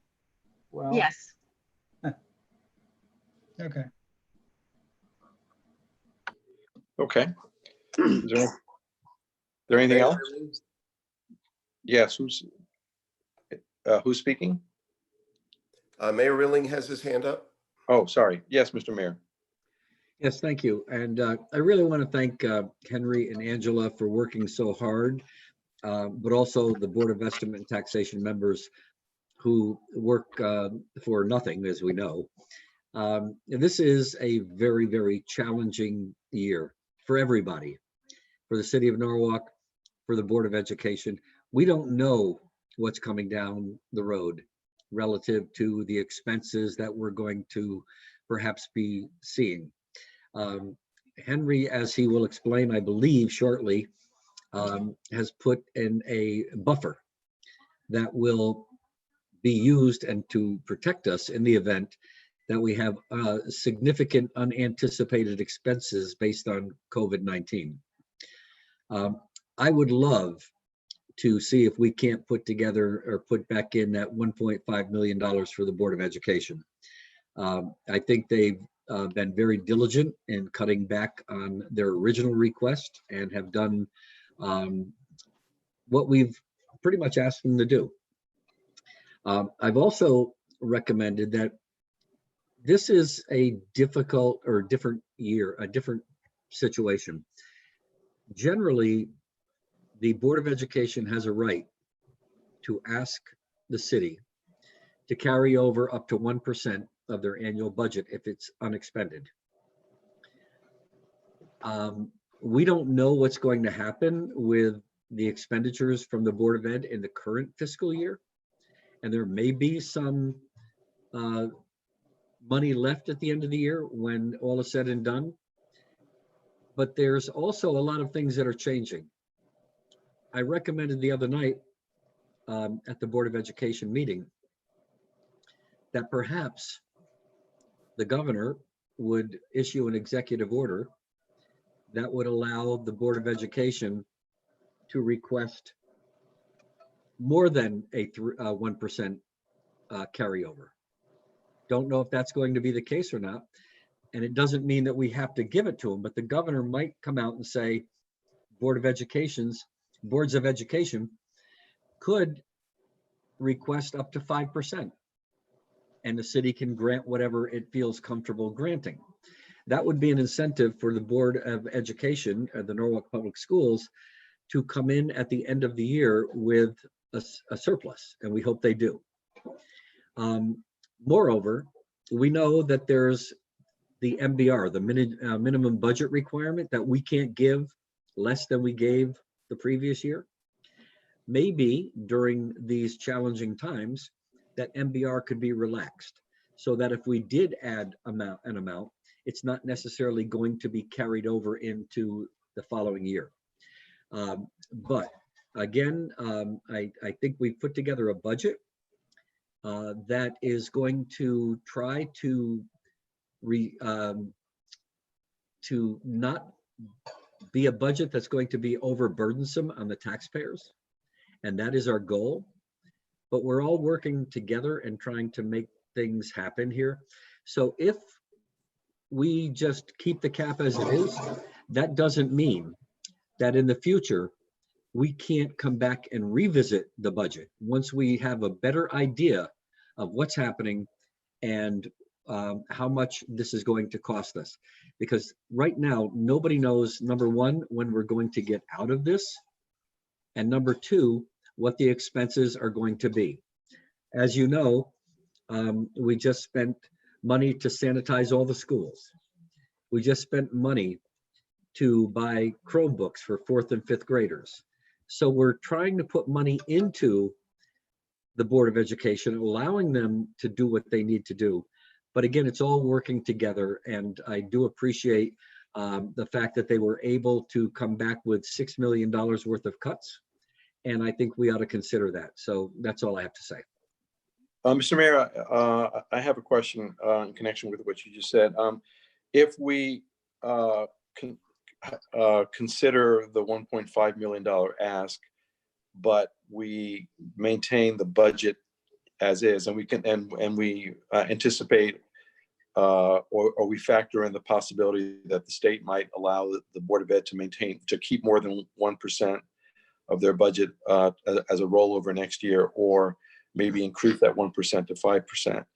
How would the Board of Ed be able to budget for this year without that 1.5%? In other words, how could we give them the 1.5% if that was possible without doing it now as opposed to later? The 1.5 million? Yeah, the 1.5 million, sorry. I think, the budget process is exactly what it is. We have time for, we have a time frame. We have to implement the budget. We have to set the cap. The Common Council has set the cap. We either have to come in within that cap, or we have to go back and ask for an increase. As we move forward, and as we have a better idea of expenditures, costs, and so forth, we can always go back and ask at any time to make an increase, or we can find, if we have to, where we can find money to allocate to the Board of Education so they can meet their requirements, meet their English language learners without hurting some of the non-English language learners, as Dr. Adamowski put it. But once we do this, nothing is carved in stone. We can always go back and make increases where we feel it's appropriate.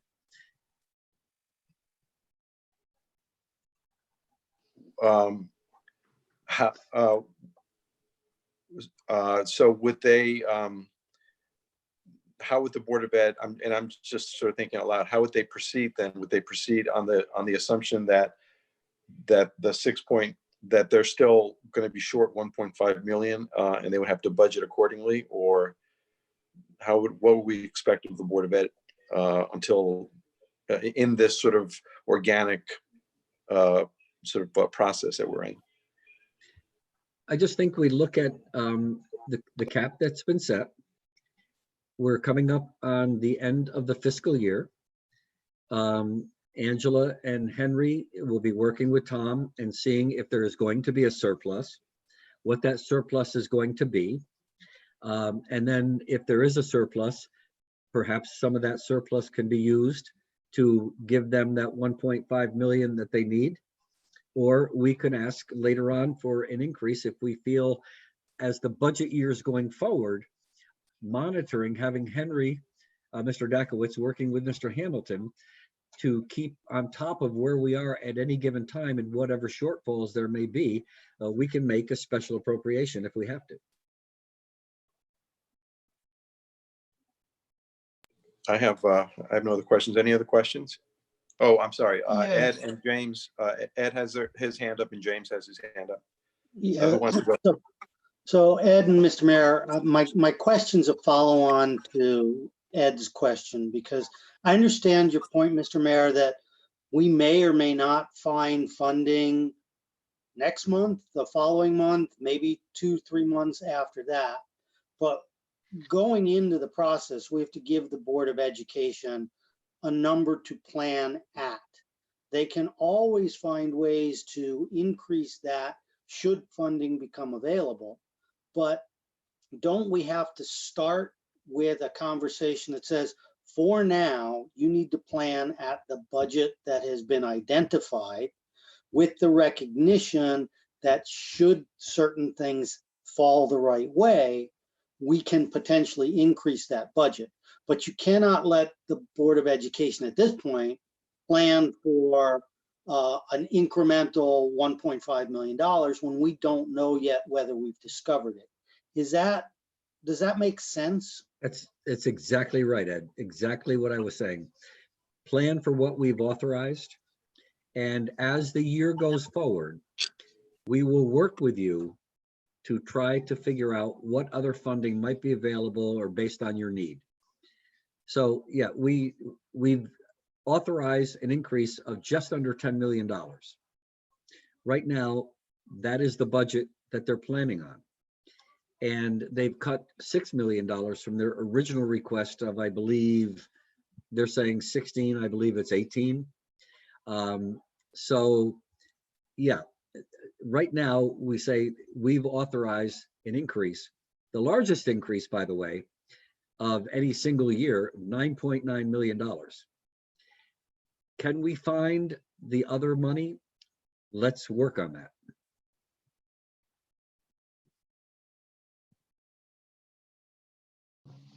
Ed, if I could, I think that I agree with the mayor. I think this is the way to go. I think that what's going to happen, and we've seen it year in, year out, that if you push hard enough, you will find the money that you need to sustain that your spending. It's a goal that we're giving to people, yet we're also assuring them that there's a safety net if they do run into problems. We don't know what's going to, I think, Mr. Mayor, you bring up some excellent points in that we don't know where this is going to go. We don't know whether we're going to need a lot more money or we can get by with what we have. So I think that we're offering flexibility if we run into a problem. My only, I'm sorry, Mr. Mayor, did you want to respond? No, go ahead. Yeah, my only sort of still queasiness about the whole thing is that, for instance, if one of the plan cuts is, let's say, cutting X number of department heads, things like that, that are sort of, you either do them or you don't do them. So if we say, well, this is, you've got to make up that 1.5 million somehow. If cutting department heads is one of the ways, then that's sort of something that can't necessarily be undone, at least for the fiscal year. The department heads are gone. They wouldn't add them necessarily because there's another 1.5 million that we have available later on. That's my only question. Yeah, I don't know what the 1.5 million that they're requesting above and beyond, how that plays out, where those cuts would come from. I've said this all along, and I think the BET has supported me with this. We are very fortunate indeed, that we have a very healthy rainy day fund. We find ourselves in a position that not many other cities would find themselves in. And there's been questions about using $15, $20 million from the rainy day fund and for Board of Education expenses. That's irresponsible. We have been very responsible in building a reserve. And it's for times like this that the reserve is so important. They call it a rainy day fund, and as I mentioned and Henry repeated, it is pouring out right now. So this rainy day fund is something that if we have to, we can draw down on the rainy day fund. But it's always good to have it with us so that we know that in an emergency situation, it's there for us. So again, just seeing how things play out. We've got coming up July 1st is when this new budget will take effect. We've got 12 months to work on where the budget is at any given time. And I know that Henry, Mr. Dakowitz and Mr. Hamilton will be communicating regularly to see at any given time where we are and where we need to be. And I think the BET will be very open to listening to some reasonable thoughts about what has to happen and perhaps what other allocation needs to be made. But I think here's the money, but let's work on it for the next year and work together to make sure that we're funding the proper things. Yeah, I think, Mr. Mayor, to Ed's point, what would be helpful in the contingency planning process is if together we can work on what a reinstatement set of priorities might be for the Board of Education, so that they come in at the allocated budget right now, and as funding becomes available, there's a clear list of line items that want to be restored to that budget. Because that way, Ed, perhaps we can avoid things, to your point, like department head cuts being on that list to get to the last 1.5 million, and instead have things that truly could be restored throughout the year. Yeah, I think that's exactly right. Is there anything further? Mr. Dakowitz, do you have anything that? No, I think, Mayor, you've expressed it very well, that we want to fund the Board of Ed to accomplish their mission. We gave them a record 5%, $9.9 million increase. We gave them $208 million. They're looking for another $1.5 million. That's less than 1%. They always talk about the new additions. They don't talk about the 198 from the prior budget year. I was very specifically told that I am not allowed to look at their detailed budget. The only leverage we have is establishing the top line budget. Now that they're looking for savings, I think Ed and Ed's point of looking at where they are cutting is a very intelligent approach, because you want to make sure that the core mission critical items are retained and that what's cut is on the periphery or a lower priority. So I think the approach is right. We have this budget, we go forward. We will monitor the results in the next 3 months of how the actual numbers come in. If we can roll forward some of those numbers, that might be able to supplement them. We're already taking the $1 million hit. We took the $1.4 million earlier in the year, and they had promised to give us the surplus to pay for the $1.4 million. And no one talks about that anymore. That's another hit to our budget, and it gets included in their base going forward. So I would just say I agree with everything that's been said, and I will work hard with Mr. Hamilton and everyone, the BET, to try to get everything done. Yeah, I think it's more critical now than ever that we constantly monitor where we are at any given time. And I'm going to pat you all on the back. In the past 6-7 years, some have been here all along, some are new. We've increased the Board of Education budget by 26%, far more than any previous administration. So I think we've shown our commitment to education, a world-class education for our students. In that same period of time, the city budget has increased by 10. So we're doing everything we can.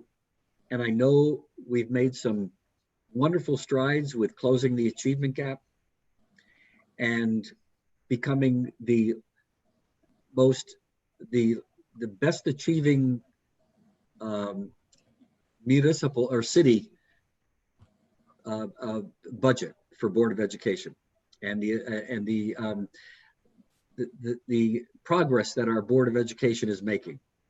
And I think that's something we should all be proud of. And we are still committed to working with the Board of Education to help them implement their strategic plan and to continue making the Norwalk Public School System better and better each year, and giving our children, like I said, a world-class education. So we're committed to that, and I'm committed to that, and I think all of us are. And it's just, but again, we're in uncharted territory here. We've never been through this before.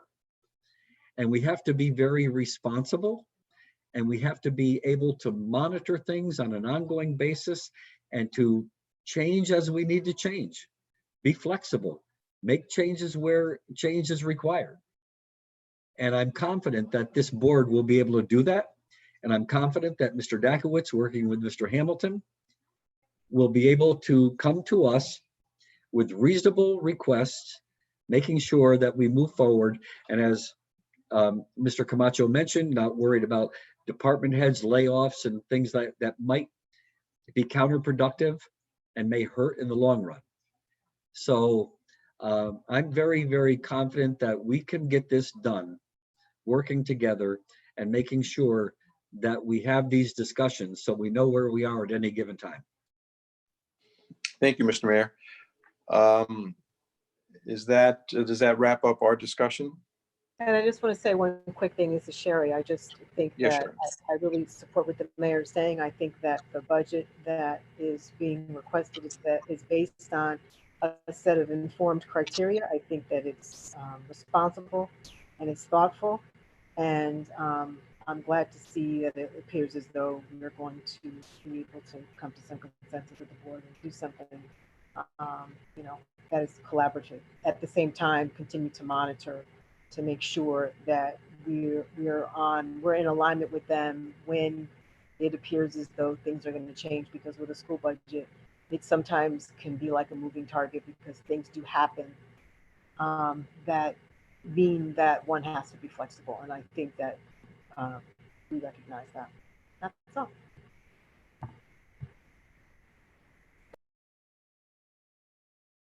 Unmute myself. I'm just not, just the last point for me is, I'm not sure that I really got an answer to what the savings are the anticipated savings will be from not having to bus people for the last 4 months of the year because of COVID.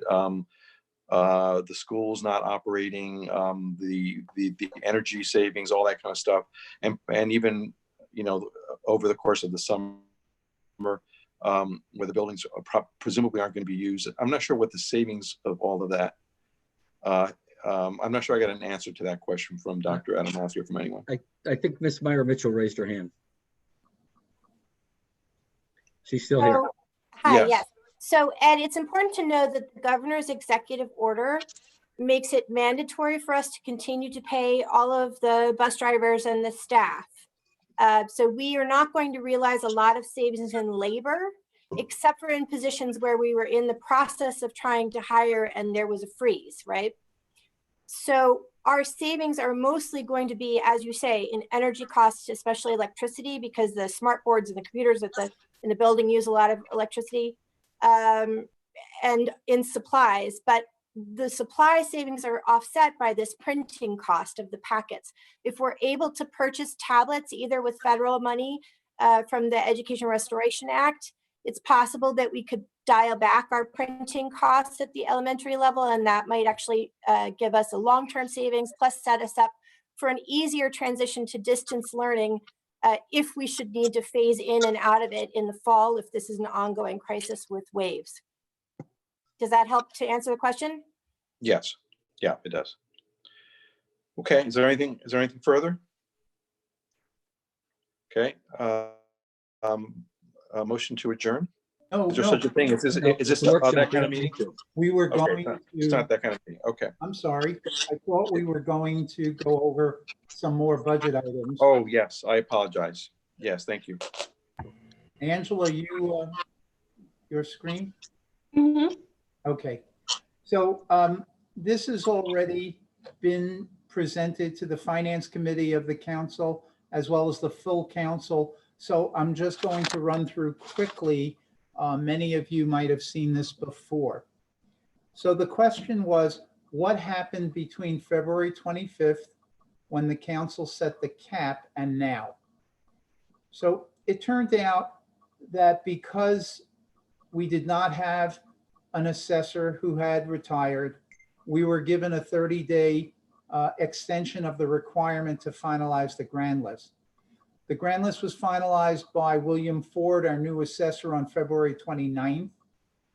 Because we didn't have that knowledge in advance, we had assumed the grand list would be flat. When the grand list came in, there was $417 million increase, which translates into 9.96 million of revenue, 344.5 million of which 8.2 million of revenue attributable to the Sono collection. Recognize, because the Sono collection did not have its certificate of completion as of October 1st, the 7-year abatement agreement did not kick in. So consequently, we are looking at a full 8.2 million from Sono collection this year, but for the next 7 years, they have a 50% abatement. So because of those two factors, we had 9.96 million more revenue than we had assumed on February 25th. Okay, let me start with the bottom, item number 4. There was a change in the ECS formula, and we assumed that it was coming to the city side, 2.5 million. Tom Hamilton informed us that those are funds that will be going directly to the Board of Ed. As you know, the Board of Ed gets significant grant funding directly. That's beyond what we contribute to them. This 2.5 million would be additional. The WPCA reimburses expenses to the city, and we picked up 500,000 there. So that net cost us 2 million. So out of the 10 million new revenue, we needed 2 million to clean up those items. We took the collection rate, I'll go up to number 2, decrease collection rate. This is the collection rate on our real estate taxes. We have a very high assumption, 98.6%, which is what we've had historically. We felt comfortable with that number. However, given the COVID expenses and the challenges to the economy, our citizens, and real estate, we took that down to 97.5%.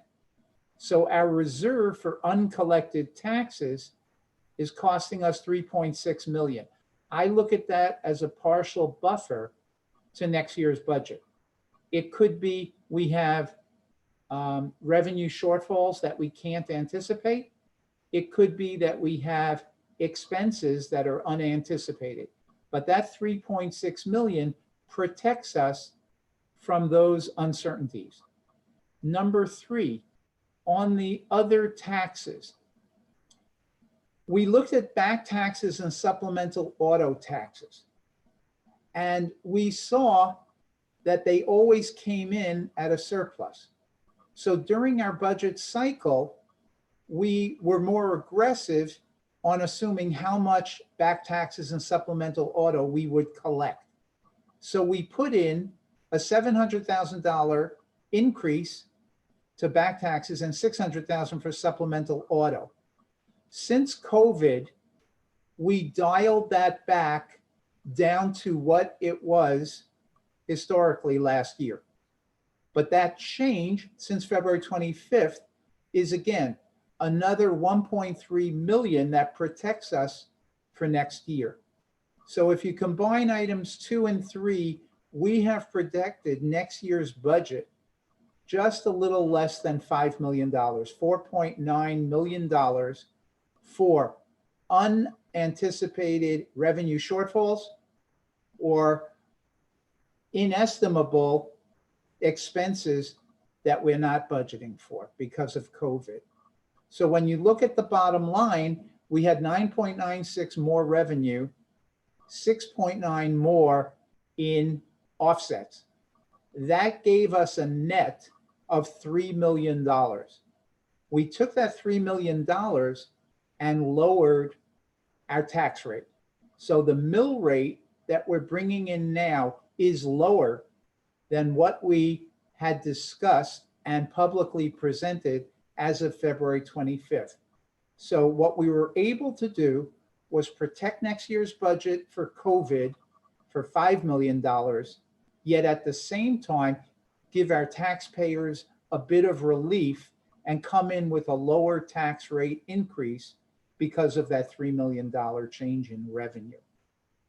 Okay, next slide, please. Angela, can you blow it up a little, please? Yeah.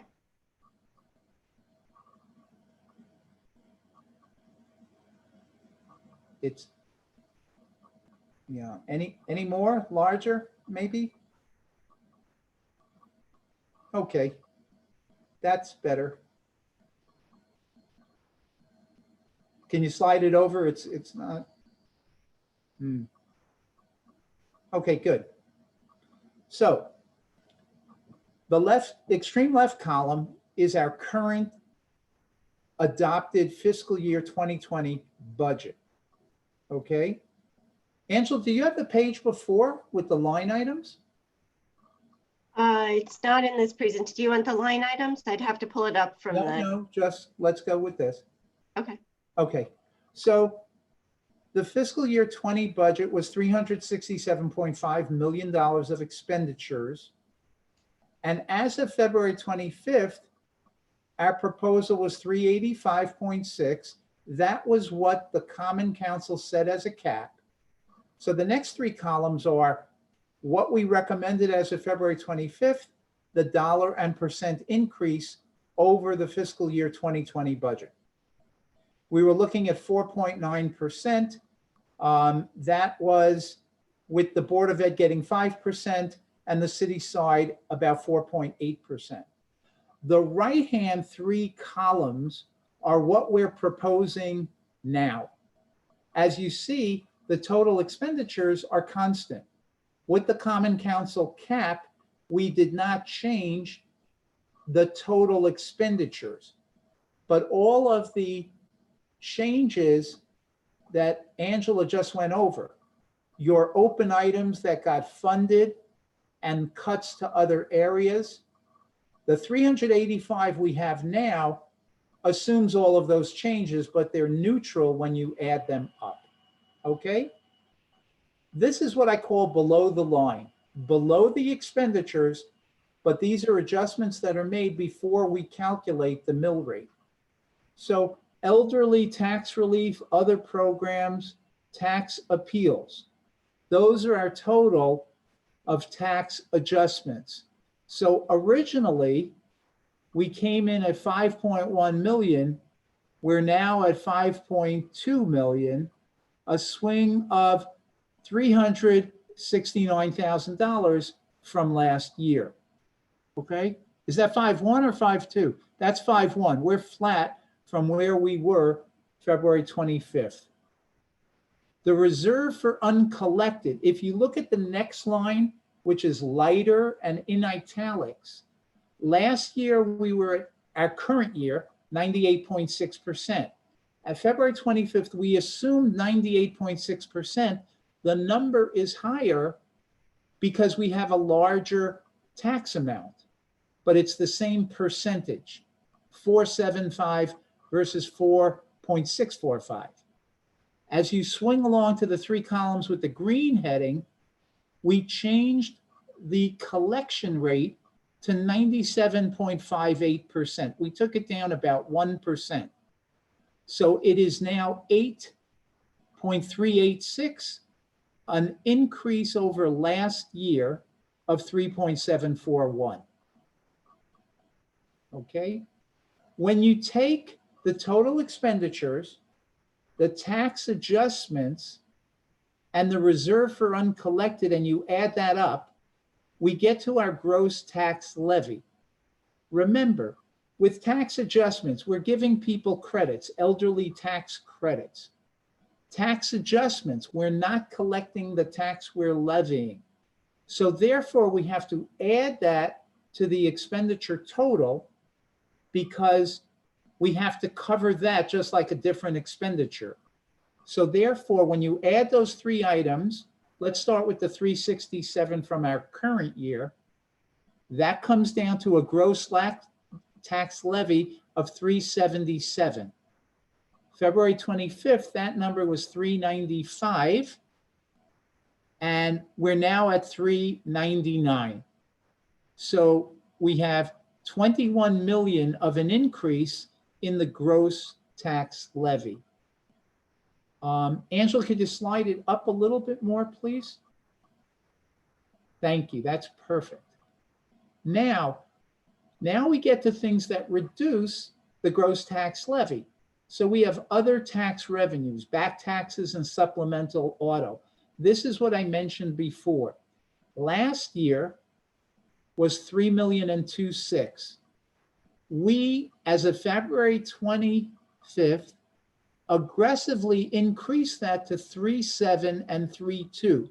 And we felt confident that we could collect those numbers in a normal year. Now with COVID, we took it down, but we took it down to where we were in this current year. So on the right-hand side, you see zero change from the current budget year, but it's a pickup of 1.3 million from where we were on February 25th.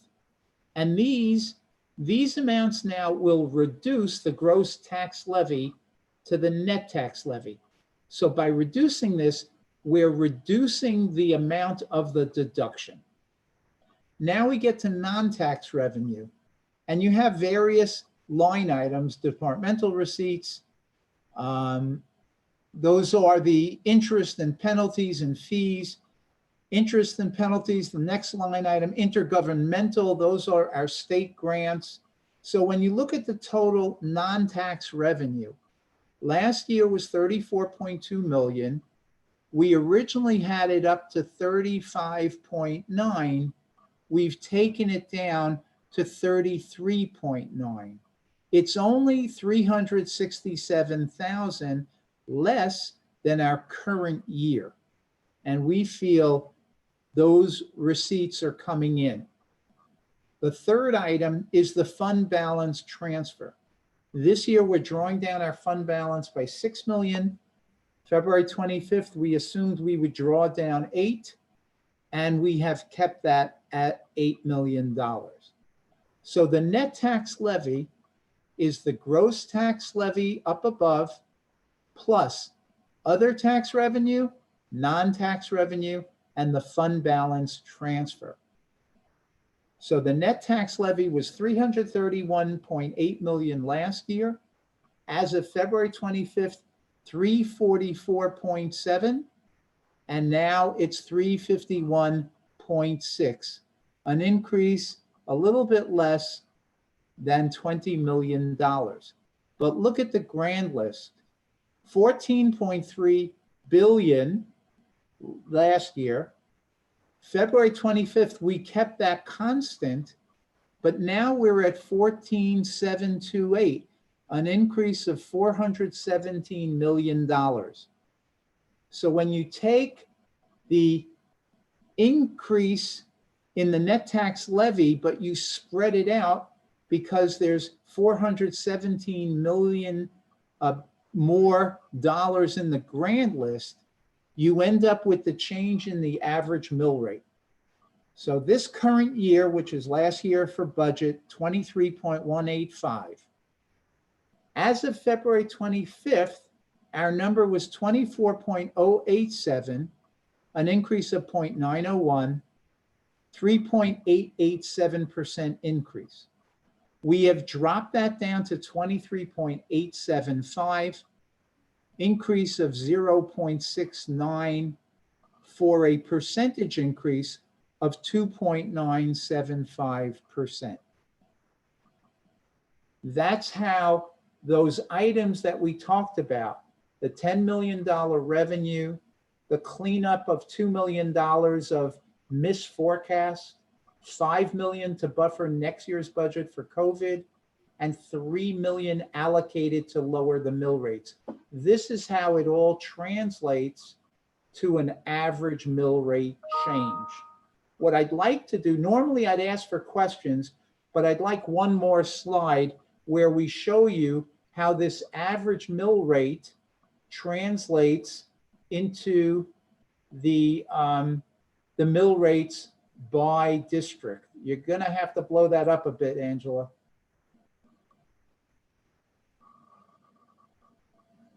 Did that increase it, Frank?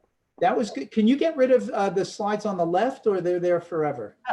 No, here, let me go to, Maybe slideshow? how's that? A little larger. I don't think it won't go larger. That's full screen for me. Let me see. Okay, I hope everyone can see this. So this is how we go to explain the tax bills by district. So we have our 6 districts. We start with the median home value by district, but using last year's grand list.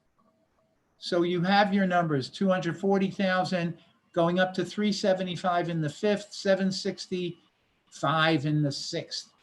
With the change in the 2019 grand list, and I've been reminded that the Sono collection is in the second district, I believe.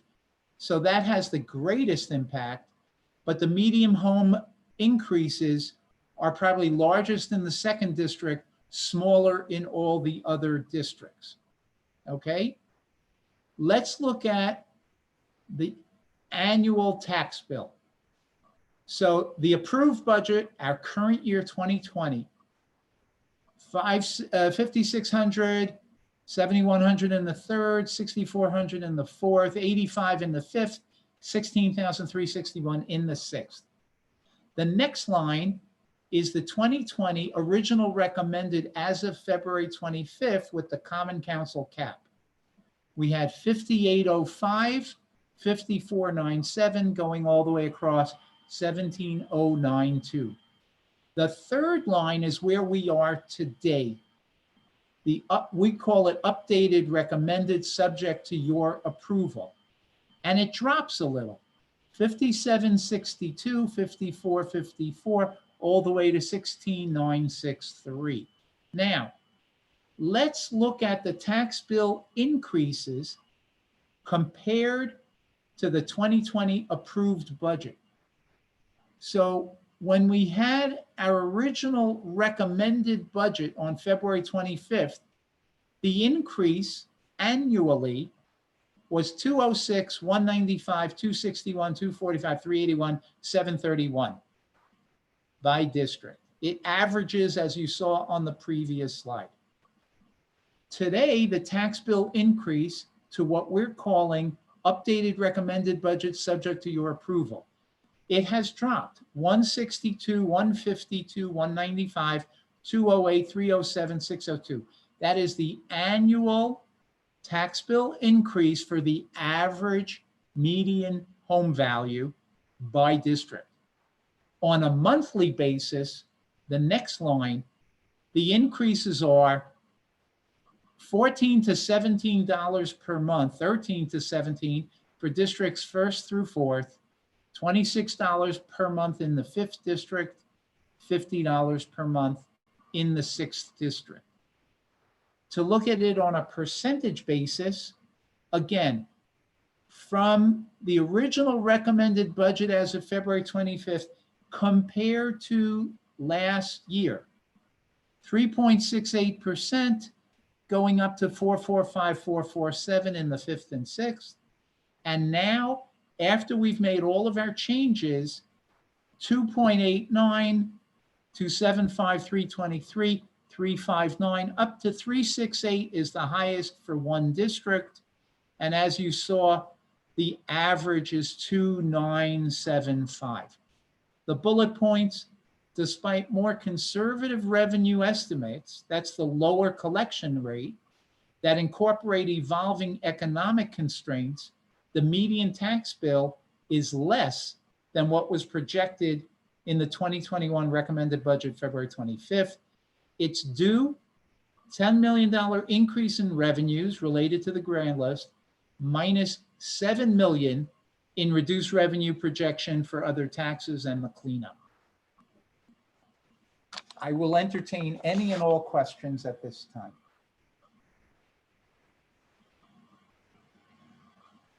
I have no questions. Does anyone have any questions? Go to that screen. I just think that Henry, you've done a great job here. It's I don't want to say you pulled a rabbit out of a hat, but it's pretty close to that. Well, I'd call it budgeting magic, but it really isn't. I showed you all the tricks. There are no tricks. I can't thank Angela enough, the mayor and Leisha. It really was a team. We're just trying to balance all of the pressures and priorities. And again, as the mayor said, and I must reiterate, we're doing the best we have as of April 20th. It keeps evolving. The key is we have flexibility. We have a rainy day fund. We're trying to manage as well as we can, but for where we are going forward, certainly compared to most other localities and beyond Connecticut, across the country, I think we've done something very special here, and I thank you for your support. Looks good. Thank you, Henry, for that presentation. That was very clear, and it was really, I think it's we're in really good shape in large measure because of the rainy day fund, but also because of the unanticipated revenues from the mall. And I think it was a really good a balancing approach to take all these considerations, the COVID fund, the a tax rebate, using some of that money to give back to the taxpayers. I think it was really a balanced approach, and I think we've sort of maximized our maximums and minimized our minimums, as they say. Thank you. Is there anything else from anyone? Yeah, I have my hand raised, but you probably couldn't see sorry, it. I didn't see. No, that's all sorry. right. You know, I just want to reiterate and thank Henry and Angela, the whole finance department, for working so hard. I also worked them very hard. Henry and Angela worked hard. They came back, and I sent them back on another mission, and they rose to the occasion. And sometimes I think they probably had a comment when they walked out of the room and I wasn't there. But that's okay, because that's what it's all about. We want to make sure that we put together a budget that can fund the city services, fund the Board of Education, and make sure that we don't overburden our taxpayers, because our taxpayers can't continue to be taxed over and over again. I've said time and time again that a property tax is the most regressive tax. It's unfortunate that we have to rely so heavily on property tax to fund our city services, but that's what we've been given. Until that changes, until tax reform comes to the state of Connecticut, we're going to find ourselves in this situation over and over again. But working together, we can do whatever we can to fund our services, but try to give as much relief as we can to the people who live here, the people who make our city what it is. So again, I know I sound like a broken record, but thank you to Henry, thank you to Angela. You've done a really, really remarkable job, and the presentation was very clear.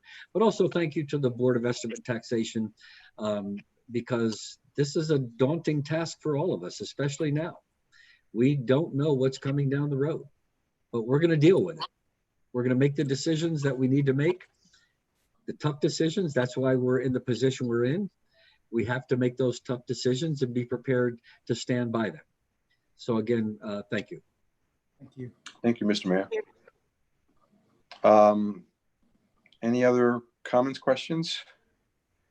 We have a motion to adjourn, or we don't need a motion to adjourn. This is unofficial. I just want to thank everyone. This modern technology is amazing that we can do this. Maybe we should do this even after the crisis is over, just to keep us on our toes technologically. Well, I like this because I was able to eat dinner while you were all talking, and I just took the video off, and I had a wonderful salmon and glazed carrot dinner. Nice. Okay, so I want to thank everyone, and good night. Okay. Thank you. Buenas noches. Ciao.